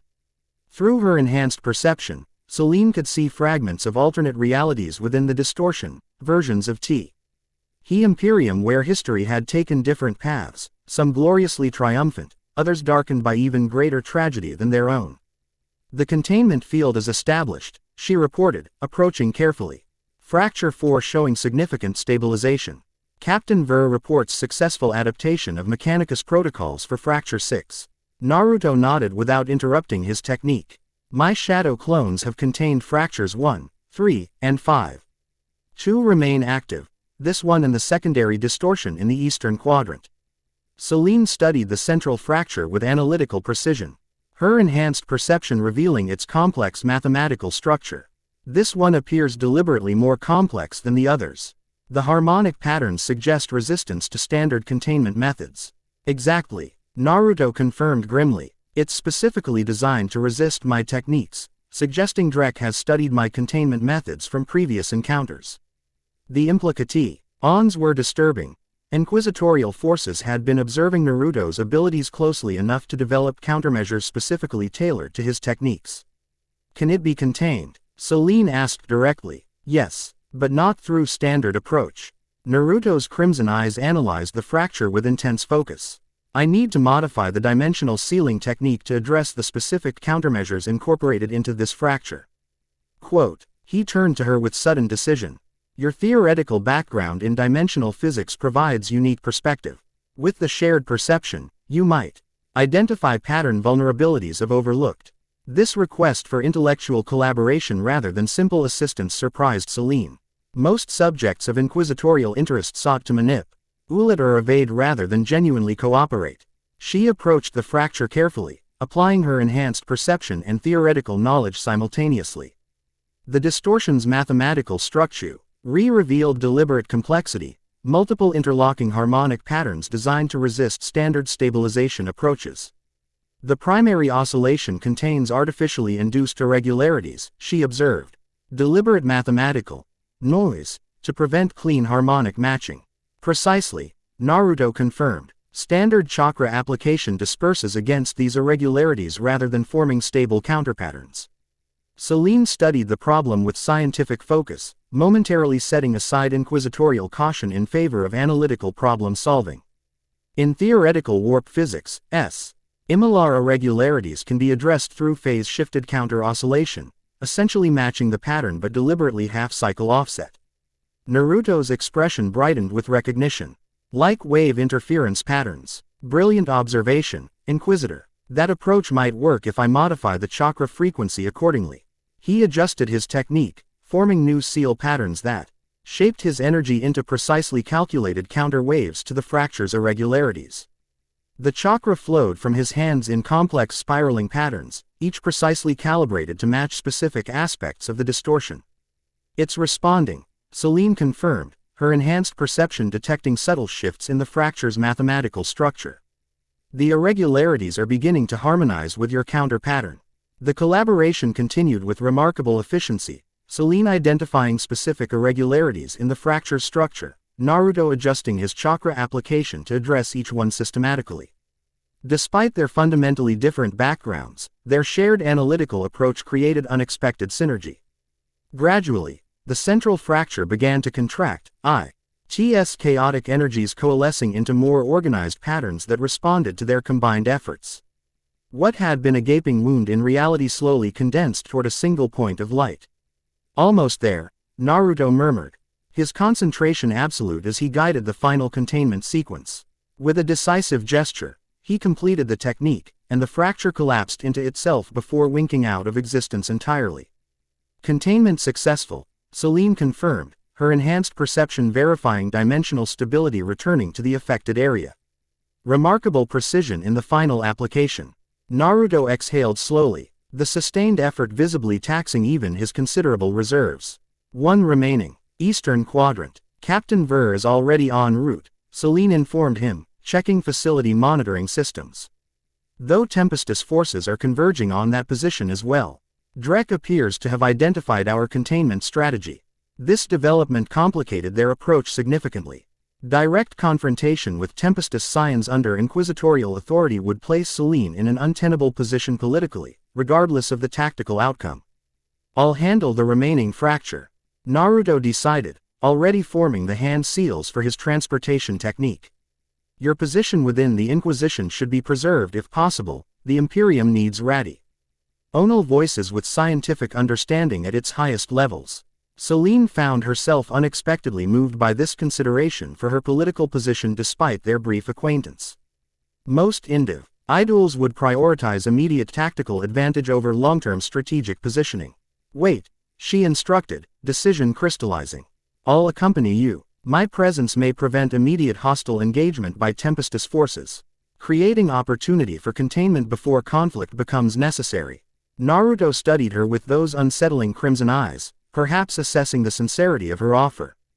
The political ramifications of being seen cooperating with me could be significant. I'm aware, she acknowledged.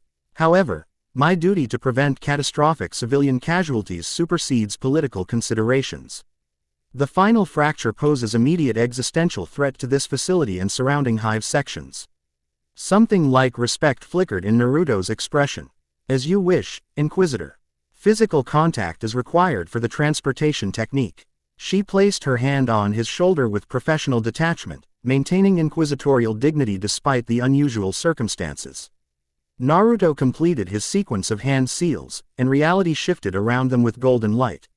They materialized in what had once been a Mechanicus testing chamber but now barely resembled imperial architecture.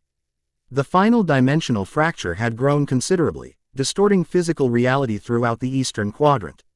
Walls bent at impossible angles, light followed curved paths through corrupted space.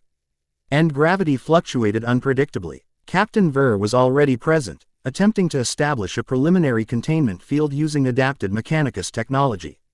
Her expression registered relief at their arrival.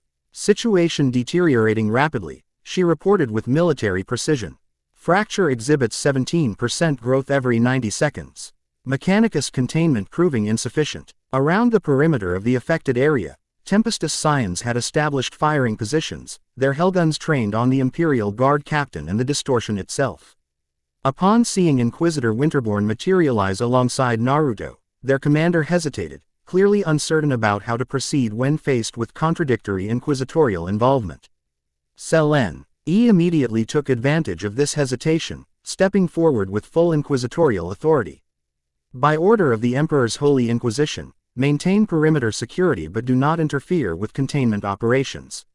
This dimensional anomaly represents immediate existential threat to Imperial citizens. The Tempestus commander, a veteran sergeant with campaign markings from 3 separate W.A.R. zones, evaluated the situation with professional assessment. Inquisitor Winterborn, Lord Drek instructed that the anomaly subject be prevented from accessing these distortions. I am present as Ordo Xeno's representative with full authority, Selene countered smoothly. The immediate threat to Imperial infrastructure takes precedence over capture operations. Stand down and secure evacuation routes. The sergeant hesitated, loyalty to direct orders warring with respect for inquisitorial authority. This momentary indecision provided the opportunity Naruto needed. Captain Ver, maintain THE containment field at current parameters, he instructed, moving toward the fracture with purposeful strides. Inquisitor Winterborn, your theoretical approach to the central distortion applies here as well, but with additional complexity due to advanced deterioration. Selene followed him, maintaining professional focus despite the political tension surrounding them. Her enhanced perception revealed the fracture structure, similar to the central distortion but with additional complications caused by prolonged expansion. The dimensional boundaries have deteriorated beyond standard containment parameters, she observed. Harmonic stabilization alone may prove insufficient. Agreed, Naruto confirmed grimly. This requires more direct intervention. Without further explanation, he began a more complex sequence of hand seals than any he had previously demonstrated.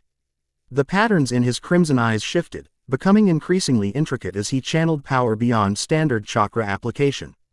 Susanoo, he intoned, completing the sequence. Energy erupted around him. Not the controlled blue-white chakra of his previous techniques, but massive red-orange power that coalesced into a gigantic humanoid form surrounding him. The spectral warrior stood nearly 20 meters tall, its appearance suggesting a fox-headed samurai wielding a blade of pure energy. The Tempestus Scions reacted with understandable alarm. Weapons raised despite Selene's previous orders. She immediately raised her hand in a restraining gesture. Hold positions, she commanded. This is a containment measure, not hostile action. The end. I hope you enjoyed this episode. Remember to subscribe and like this video. See you in the next video.